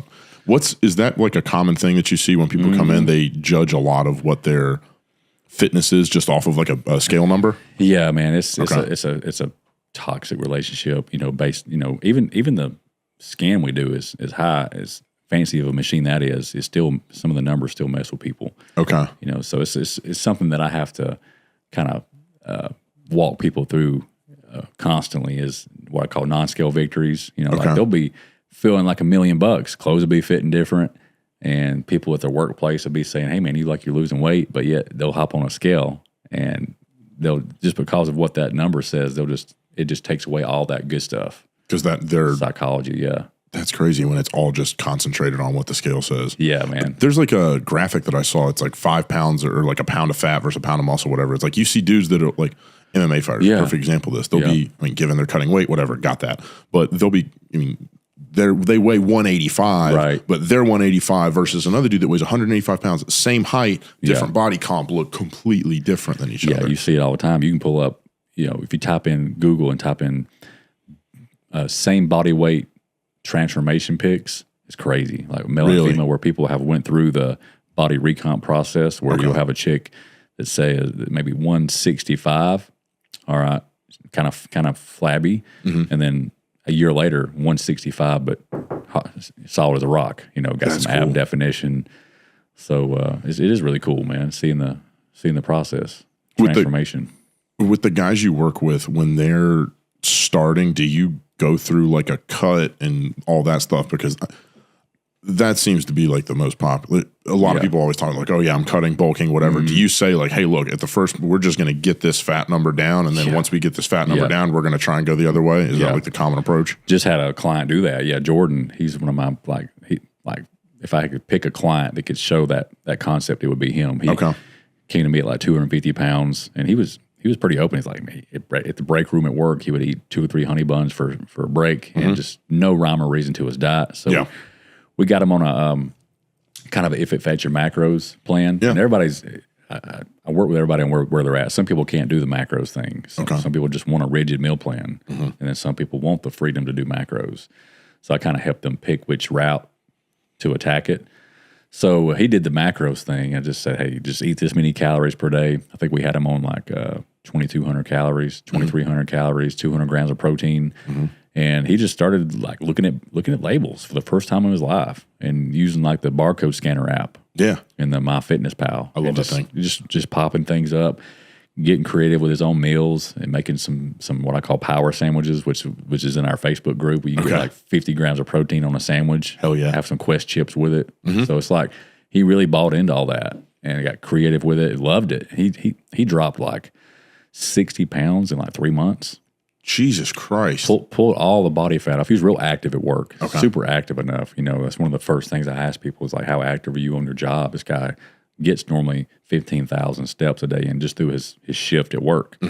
So I wasn't really worried about him being sedentary. Yeah. We just got to dial the diet in, and the fat's coming off. Peels it off. Of course, he was plugging in we started doing some weightlifting too, because that's important. But yeah, we stripped the fat off. And then, like you said, once he got him down to like 13% body fat, 14, then we started reversing. Nice. So up the calories, changed his workouts up a little bit more, started letting him focus more on some heavier lifts, progressive overload. Instead of doing high reps, we started working in that like 10 to 12 rep range, where the 12th is like failure. Yeah. And upped his calories to like 2,700 a day, and then even got up to 3,000. And boy, feeling strong. Started putting on some lean muscle mass, some new lean like tissue, skeletal muscle mass. Yeah. So that's, yeah, man, that's kind of the process, But you're right. For most people, from a health standpoint, I don't really care how we have to do it. Is strip away the body fat first to a healthy level. Whether that's a rigid meal plan, whether that's somebody that can do macros, whether that's somebody that can do flexible dieting. I help them pick which tool to use. I tell people I got this big ass tool shed, toolbox. I help them pick out the tool that they can use for now until it's time to put that tool back and grab something different. Retool, change, iterate on it. That's fine to change tools out. That's like, I'm assuming you see we kind of talked about this a little bit earlier, like on the TikTok internet side of advice. That's got to be kind of difficult taking someone, because like, the closest I can like relate to it, I'm like very much like my dad jokingly calls it ready, fire, aim. I'm like, this seems easy. Okay, go and figure it out after. Yeah. But he's like the opposite. He's like a super analytical guy. So he'll send me all this stuff, and it's like, well, you do this and then that. And it's just like this hyper detailed information about like, well, if you really want to optimize whatever. And it's like, do a lot of people come to you and they're like trying to like optimize everything? It's like, look, let's get you out the gate first, and then we'll get to like the overthinkers. Exactly. Yeah. Is that like a common thing? Yeah.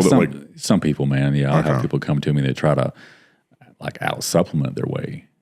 To success. Yeah. Like, wanting to supplement everything and take the pill, take the hottest trendy organic greens. Like, I'm like, that's cool and all, but like, Let's get you doing cardio. Yeah, right. Exactly. Let's focus on the basics first before you spend $500 a month on all these extra supplements and little trinkets and gadgets and stuff. Yeah. Yeah.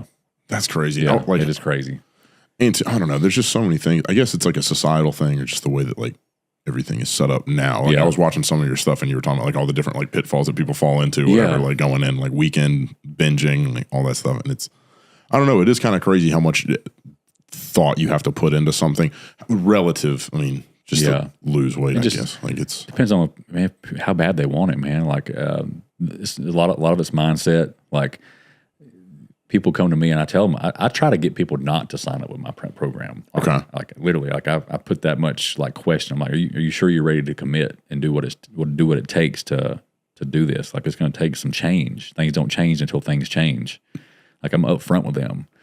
Like I'm not like your normal sales guy. We're like, yeah, you can do it. Like I got you. Like I kind of try to talk them out of it. Like, because most people, unfortunately, will think they can throw money at something, and just because they pay $2,000 or $3,000 for a fitness program, they think they're going to have success because they threw money at it. I'm like, you do realize that's just the first piece. The starting gate. Yeah.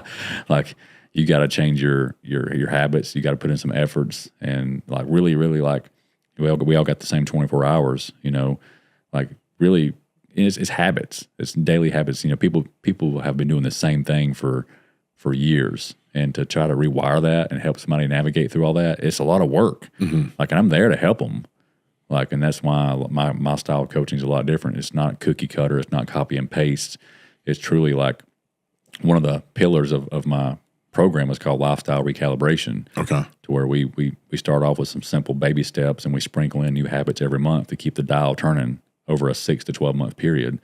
And my minimum package is 6 months. So there is no 75-day challenge or 8-week challenge. Like it's hard to change lifestyles and habits in that short a period of time. Yeah. So I was reading someone, and they were like, you didn't put on like the 50 pounds or whatever in 3 weeks or a month. Like you're not going to get rid of it in 3 weeks or a month. No. That's kind of phenomenal though, still, that you're having people that are dropped that amount of weight.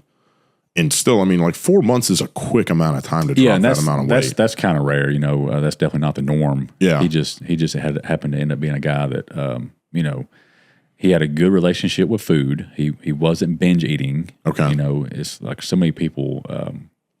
Like I said, they work all day, and their mind's not right to where they lean too much into food for coping. You know, it's a problem for a lot of people. Yeah, like it really is. Like interesting. And I can help them to a certain extent, but I'm not like a licensed psychotherapist or somebody that can deal with like that level of food issues. You know, where you're constantly binge eating. That's like yeah. And there's some people that I have to kind of like say that to, like if it's a pattern. You know, like, hey, they're openly telling me, and I try to tell them, hey, you need to tell me, like, if you're having some, I can't help you if I don't know what's going on. Yeah, and they'll consistently say, yeah, like did great this week, and Friday night had a bad day and demolished a whole pizza. You know, or you know, and that's the thing is like, depending on what level you're at and how far you've been, I'm not saying you can't never have pizza again. Like I have pizza and ice cream throughout the whole year, but I've been doing this for 23 years. Yeah. But a person that has just started, like you got to get some momentum going. That's what kills me. You'll have some guys that's like 300 pounds, they get plugged in, and they're one weekend they're asking me, hey bro, when do I get my first cheat meal? I'm like, come on, man. Dude. You're damn. Like can you not hunker down for 30 days and just not have a cheat meal? And just do like 30 days, man. That's like nothing in the grand scheme of things. 90 meals. Yeah, just do the right things for 90 days. Like man up, and you know get some weight dropping off. Yes, once a client does prove to me that they're in a good gear, you know, and the weight's dropping off, I will then prescribe what I call refeed meals. Yeah, or cheat meals per se. Yeah, you know, but not until they're ready for it. Is the nutrition not always generally the hardest part for these guys? Is guys and girls? Oh yeah, the nutrition side. Yeah, that seems to me like that's because you can take. Oh my god. Yeah, you can have a person that's like if I could clone you, let's just say you're working out 6 or 7 days a week. You're hitting it hard, 2-a-day workouts. You're like, but your diet's off. Your diet's shit. Yeah. You know, versus your clone, you know, I could have your clone only scale back to 3 days a week and have their diet 95% dialed in, and your clone is going to have like light years more progress than you. Yeah. As far as performance and aesthetics. That's crazy. And all that jazz. Dang. But, you know, for somebody that's not in like the world of like bodybuilding and not even really concerned about aesthetics, like say jiu-jitsu, like I'm trying to think like how could that play a role? Like, so like, you know, you're a dude, you got testosterone levels, you got natural creatine levels. So like if I was you, hydration would be important, sodium, potassium, getting blood work done every 3 to 6 months to check your levels, you know, your testosterone, estrogen, PSA is now something that most men need to stay on top of. Prostate. What PSA is prostate? Yeah, because prostate cancer is killing too many dudes, man, at a young age. So you know, you used to have to go to the doctor and get the finger, check prostate. But now it can be checked with blood work. Okay. Yeah, it's like, you know, even blood work's like scientifically improving now, where you can check different things just through a blood panel. So like I've personally been getting blood work done every 6 months for like the past 6 or 7 years. Okay. So I got a team that just knows me and knows if something's off. It's like you got a little squad, you know. Yeah. You can see a historical pattern. So when something does kind of flare up that's not normal, you can catch it in time, you know. I was going to say that's vitamin levels, vitamin D deficiencies. So even for like an athlete like in yourself, jiu-jitsu, like what if you were to do blood work and find out that you were deficient in vitamin D? That's an easy fix. You know, supplement with some vitamin D, or go by a infusion place and get a weekly vitamin D injection. Get some sun. Yeah, there you go. Get some sun. There's a dude that I train with named Amon that he always posts on his stories like, get some sun, motherfuckers. Yeah. And it's just him out in the sun hanging out. I love me some sun. Yeah. And then what if your creatine levels are low? Just eat more red meat or supplement with some creatine monohydrate. You know, all that stuff. Red blood cell count. You might need to go donate blood. You might need to start supplement with iron if your red blood cells or iron levels are low. So even just from an athlete standpoint, not even wanting to be like a bodybuilder or just even be like worried about aesthetics. If you just want to perform better, there's so much that can be improved through just nutrition. And you don't have to eat like a bodybuilder. Like just as long as if you just, even you or the average person just implemented,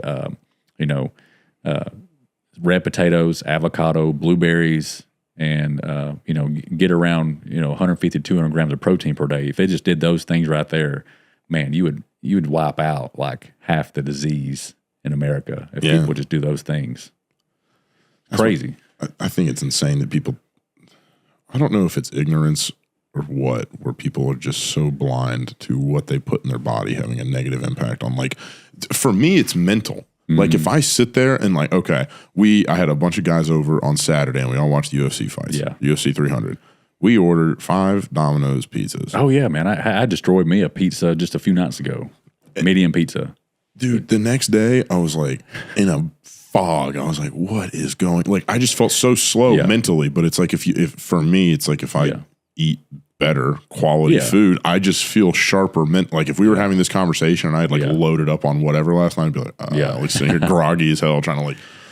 Talking about mental clarity, you know, you've probably heard of one of the trendy things, intermittent fasting. Yeah. That's got some cool mental clarity benefits to it too, and can be a tool to help in weight loss. So I'm a believer in that. Yeah. Do you have your guys do it? Do you have, if it's the right fit? Like if they're a person that's, going through the fast food restaurant every morning, they've been loading up on 1,000 calories, and then 2 hours later they're eating a honey bun and they're eating lunch. Like I'll implement a lot of times the intermittent fasting window with those guys. Let's just say, hey, let's just focus on eating in a certain time window.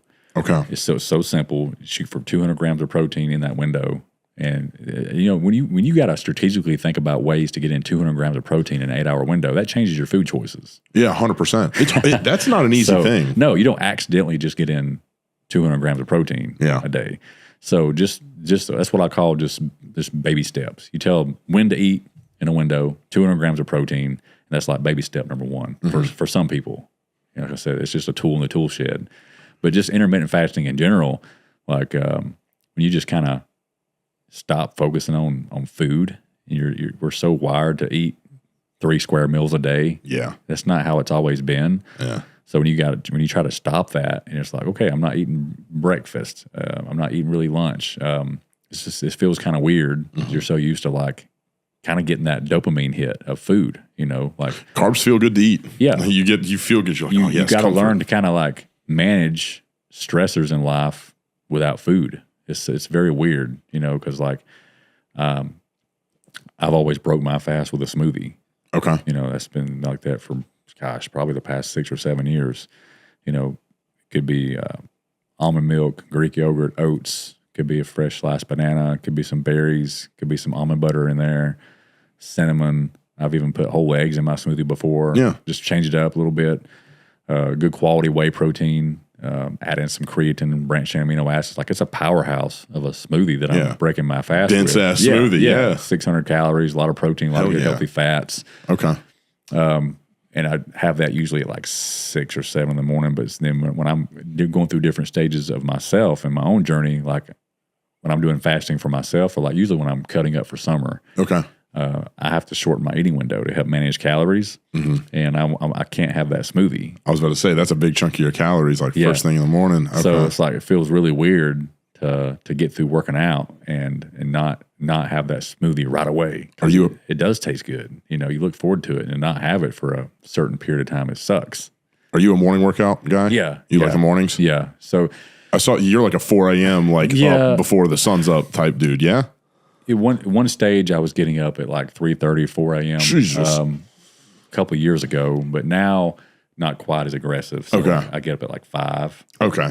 I'm that's still older than me. at the gym by like 6. Yeah. And then I work out, do the coaching through the day, check in at the smoothie shop. And I got one of the things I've been doing in the evening lately is the infrared sauna, which is a game changer.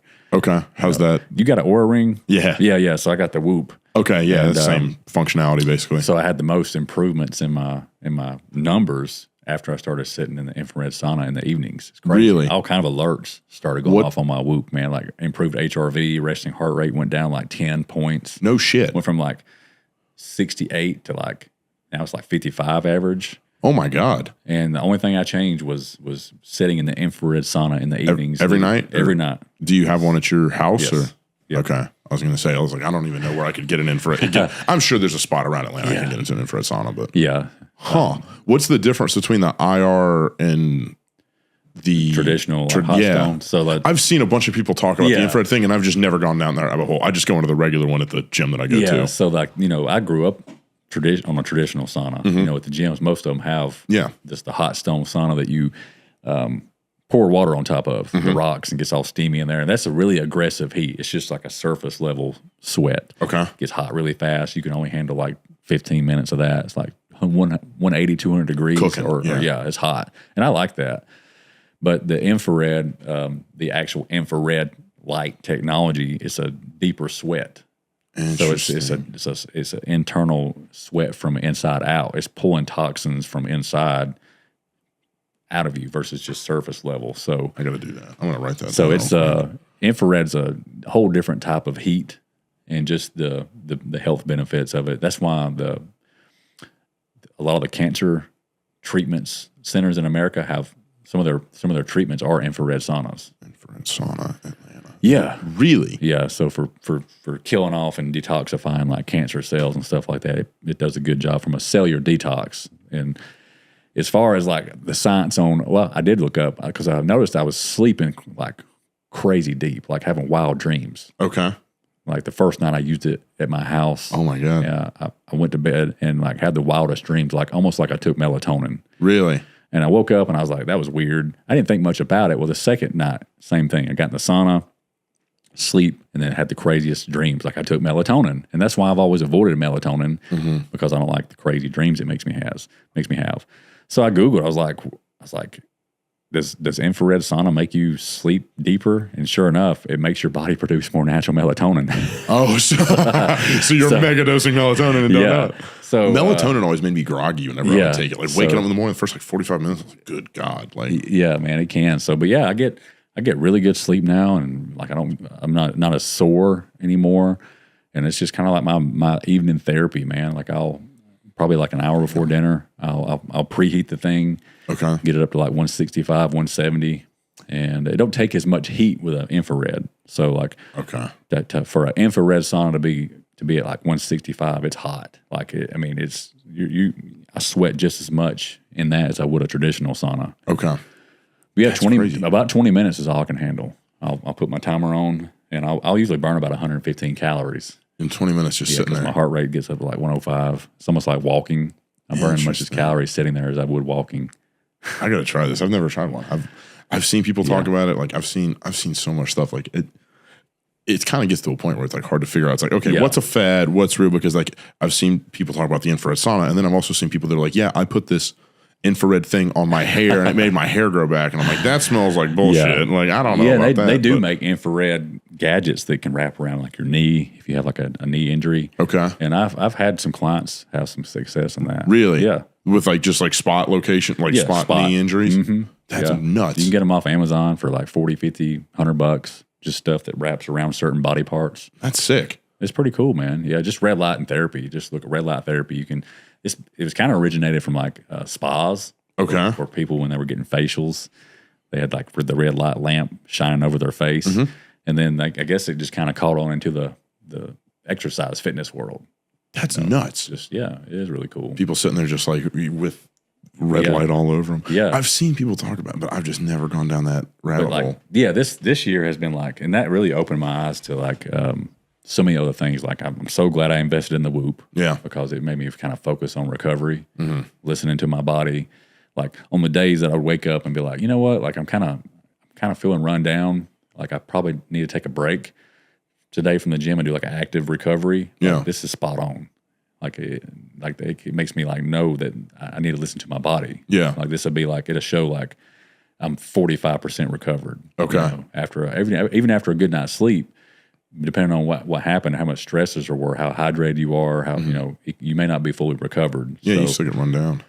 Yeah. Mine, it's always the opposite. It's like, damn, I kind of feel run down. I should probably take a break. And then I look at it. It's like, nope, you feel good. Get to the gym. And I'm like, never mind. I know. Yeah. I'm like, I kind of feel groggy. Like, whatever, check it. And it's like, nope, recovery, 87. Get going. I'm like, oh, okay. Yeah, I thought about getting me a Aura too, just to see what that's about. The fun part about an Aura ring is you get lots of hate comments on the internet from people saying, don't trust this guy. He has rings on. I'm like, well, this one tells me how I slept, and this was my grandpa's. So how's that sound? Right. But, dude, the Aura ring, I don't know. I feel like there's got to be just the reminder of it. You're sitting there, the Whoop, same thing. And you're like, okay, I probably should take my sleep more seriously. Right. Okay, I probably should like focus in on this. Like, okay, I'm kind of the Aura ring now. It has this update. Let me pull this up. Yeah, it'll sit there and it'll show you your like daytime stress. During the day, which is like a new thing. I was going to try and update from yesterday. The Whoop does too, man. It shows you like it'll ask me what happened between the hours of like 2 and 3. Because like it's like, oh, this was a normal day of stress. Oh, no summary. Well, I've got to update it. Yeah, it'll ask me like what happened today between 2 and 3 or yesterday, because we noticed that you were stressful. Even outside the gym. Like there's obviously strain during your workout, cortisol being because that's what working out does. But like if you're just at work and you're not working out, but there's a high level of stress going on, what's going on? Yeah, what are you doing? Like I look back and it's like, okay, there was a stressful phone call I had or something like that. It's pretty in line with everything that's going on. So, but I wish I could wear a guy I train with. I think wears it when he trains, but he just like wraps his whole wrist up. But you can't wear the Aura ring when you train. Yeah. You can get you know what degloving is? No. Don't look that up on the internet. Okay. It's the most horrific shit you've ever seen, where it's like a ring will get caught and just take everything. Really? On the so it's like I had this on, I think, like my first or second ever class, and Greg was like, get that off and never put that back on. And I was like, why? And he was like, go look up degloving. And it's I don't know what the circumstances are, but like you can oh God, it's disgusting. It is horrifying when you look that stuff up. But a buddy of mine, Brian, wears he wears the Whoop, but he'll just basically like tape his hand like up to here, so it's like it doesn't shift around or anything. But this whole year has been like focusing on quality sleep. Like I even got into the nasal strips, nose strips. You tape your mouth shut? No, I tried that, man. That's wicked. Dude, I tape my mouth shut. I love it. That's gotta be a learning curve. Dude, the problem is that now, I never used to snore. Like, did not snore. I started taping my mouth shut. Now, if I don't, I'll snore. Really? Wow. Yeah, which is a pain in the ass. Yeah. Like, it's really annoying. But dude, the taping the mouth shut is cool. I got to train myself to do it. I still want to try that challenge. I'm going to try to train myself. But the nose strips, dude, have been a game changer. Like big jump in your quality? Yeah, more oxygen through the nasal cavity. Like, even when I go on my runs, you can slap one on and just like it feels like you got an oxygen tank. I got to get the strips then. I did them for a little bit. Hostage is what I use. Okay. Hostage. And then just sleep protocols, man. Like, it goes back to like how I look at everything, man. Like, even clients that, what does your bedtime routine look like? Is your room dark, blacked out? Like, you need blackout curtains. Set the temperature low. If you're looking at screens, leading up to bedtime, get you some blue light blockers. Yeah. It can help. All these little different things can compound and really help put you into a deeper sleep. Like a serious driver, yeah. Yeah, like avoiding a heavy meal an hour or two before bed. Not that I'm afraid the calories are gonna turn to fat, but just because it can affect quality of sleep. If I eat a huge meal before bed, my heart rate's kind of up. Same. Kind of digesting the food, so I'm not gonna get as good a sleep. Do you buy into the whole, I don't know enough about this. Do you buy into the whole, the eating carbs late at night apparently does some number on insulin? Is that bullshit? Yeah. Okay. If you want carbs late at night, man, eat carbs. Okay. If like now, I wouldn't recommend that to a diabetic or an insulin resistant person. Yeah. But like if you're normal and your blood works normal. Yeah. Yeah, man. I have a lot of clients that eat, their last meal of the day is kind of late, and it's home baked oven cooked fries. Okay. And steak and sweet potato. Like, it's good carbs.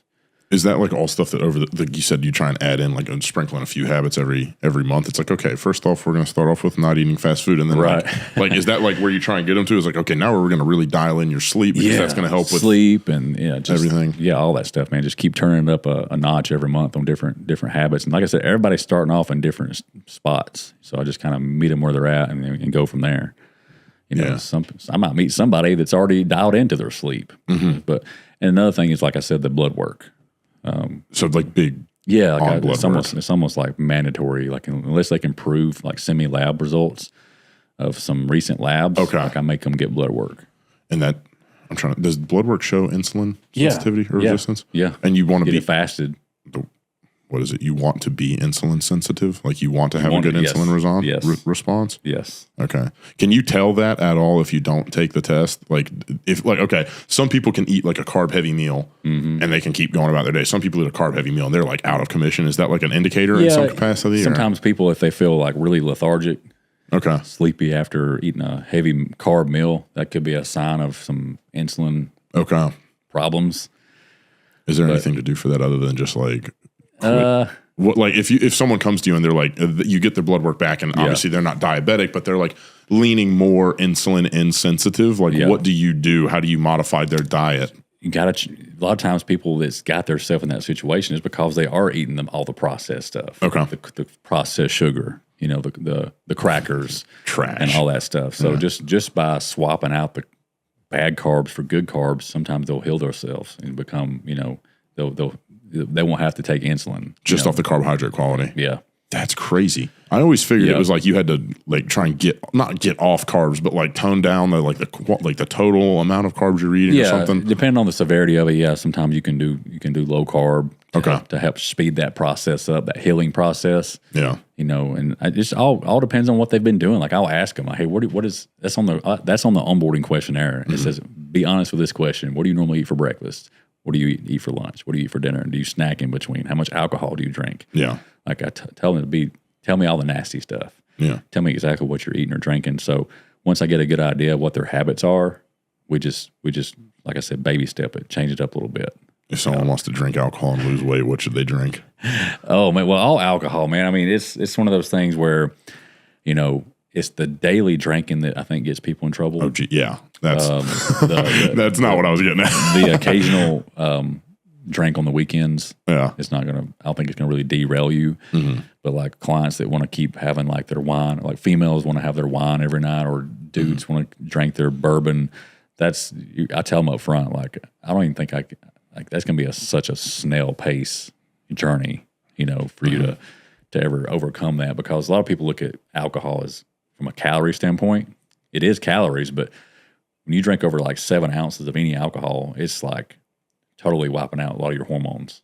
I was going to say it's Sunday scary. Like, I don't know, like, do you know like the whole Sunday scary thing? Is that like in your generation? Okay. It's like a thing in I think we've got enough of a gap, I guess. I'm 13 years younger than you. Like, I guess it's like, I'm like right on the cusp of like millennials and Gen Z. Yeah. There's it's like, oh, like Sunday scaries, whatever, where it's like people sit down and are like having these horror, like, thoughts about their life, like, what am I doing? Oh my God, I'm not doing enough. And it's like this whole thing of like they dread Sunday, and it's like, well, yeah, but you were fucking hammered Saturday night, and like I guarantee if you weren't like throwing, slamming 7 tequila Red Bulls, right, you probably wouldn't be feeling so anxious on Sunday. Alcohol is a legit toxin to your body. Like, there's no like ifs, ands, or buts. I don't care if it comes from imported fancy like wine or whatever it is. It's alcohol, man. So when you consume that, your body's like in fight or flight, so it's going to switch over, and all of its focus is going to go on metabolizing that alcohol to get out of your system as quick as possible. Okay. So it's kind of like basically saying, alert, alert. Let's stop focusing on immune and hormone building right now. We need to resort over to metabolizing this alcohol out of our system, because it is a toxin. So for lack of better words, depending on who you are and what age you are and how active you are, it can take 12 to 24 hours for that metabolism process to happen. So the next for 12 to 24 hours, Jesus, you're not optimizing immune system, hormones, all that stuff. It's all going to just flushing that. So you can see where if somebody is drinking daily. You said it's over 7 ounces? Yeah. Anything over, yeah. What is one pour of bourbon? Is that an ounce, 2 ounce? I don't know. I'm not like a bourbon guy. I don't know. But either way, it's a toxin, and you can see where somebody that's drinking daily or every other day, your body, about the time your body's getting back to kind of like normal homeostasis, it just pulls it right back. So it's like a cell phone. You charge your cell phone overnight, it gives it 100%. People that's drinking alcohol regularly, you're literally running around. It'd be almost like unplugging your phone at like 1 o'clock in the morning or midnight. It's never getting fully charged. Not fully charged, and then you're depleting it all day, and then it's getting lower than it was the day before, and then you're trying. Yeah, so it's very interesting, man. Yeah. Do you see a lot of people that drink every day? Not a lot, but you'd be surprised, man. How many people try to outwork or try to outdiet their alcohol consumption? That's insane. Yeah, it's you can tell, man, because like at the gym, I don't know for a fact, but like you'll see people that has this what I call gym rats that are in there every day, and they're on the cardio, they're lifting weights, but they have kind of a beer belly, a pot belly, and I almost guarantee you, you could be able to fly on the wall. They're drinking every night, and they're in there trying to compensate for that. Yeah. That's one of the crazy things. I guess you too, like both sides of the same coin on like the information side about fitness stuff. It's like you have all of this like junk out there that's like overwhelming or bad advice or whatever, and then you have it's like I don't want to say there's no excuse, but you get more access. There was people that were Mr. Olympia back. I mean, like Arnold didn't have the internet when he was fucking Arnold. Right, like man, he was going off word of mouth. Like, oh, this guy said this. I read one study that I got my hand like. Yeah. Crazy. So I'm saying they're overcomplicated now, man. It's like me and Dan, a buddy of mine, I think it was Dan, we're talking about this. It's like if you want to look at just like bodybuilding movements that work, I feel like there's like 20 exercises. Yeah. There's like 20 to 25 exercises like back, like pull downs, rows, bent over rows, basics, man. Chest, like press, incline press, flies, dips, legs, squat, curl, press. Like I don't know. Just basic, different variations, and then you got, different rep ranges. And of course, you want to have some fun with some drop sets and super sets. You can splash those in for some surprises. But that's all the basics, man. Do you try and keep your lifting routine like pretty much the same throughout the year, or do you like cycle it a good bit? Like I've heard a bunch of different people say different For me, I've kind of kept it the same. Okay. I love super sets. Okay. I love drop sets. I'll go through phases where I'll work more in a lower rep range, then I change it up every week, man. Really? It's something different, but it's all the same. It's all the same exercises, but different variations. So, in other words, for chest, I may go I may go a few months without doing flat bench. You know? So like 1 week I may be more upper chest focused where I'm doing like dumbbell pullovers and Smith machine incline superset. Yeah. And some cable crossovers. Yeah. And then the next week I might be more decline where I'm doing dips, supersetted with some stability ball push-ups. Damn. Okay. So it's literally changing. Yeah, I change it up every week. And that's just me. I don't say that's needed. Hey, but, whatever works. 20 years in, I got to keep it different because, you can get a little complacent and boring with it after you've been training for so long. Yeah. So, but for a beginner, man, you cannot go wrong with just the basic compound movements to get the most bang for your buck for building new muscle. Because that's the whole thing is building that muscle, because the more muscle you have is going to increase your BMR. Yeah. And it's going to, the whole body recomp thing. The BMR thing is like, I feel like that, it's like you can eat a lot more, just get bigger. Like add more muscle, you can eat more and it goes to the right place. A side effect of building muscle is fat loss. Yeah. Yeah. It seems to like, again, so much information on the internet, but there's still people that are just like friggin' cardio bunnies that sit there and like grind on a Stairmaster, elliptical, whatever. It's like, just go lift heavy, raise that, sprinkle some cardio in. Definitely. If a client tells me they only have an hour to work out, I'm like, most of that needs to be weightlifting. It's weights. Yeah. Like if you want to warm up for like 5 or 10 minutes on a piece of cardio equipment, that's cool. But warm up for 5 or 10 minutes, then hit the weights. Hell yeah. Yeah. We just talked for 2 hours. No way, dude. 118. Oh, crap. That's when I turned my phone over. I was like, oh, damn, we're getting up there. But that's awesome, bro. That's good timing. I got to use the restroom. Awesome. Thank you, Keith. Awesome, bro. Yeah. Thanks, Dallas. That was a hell of a time, dude. That was awesome, fun. man. Thank you.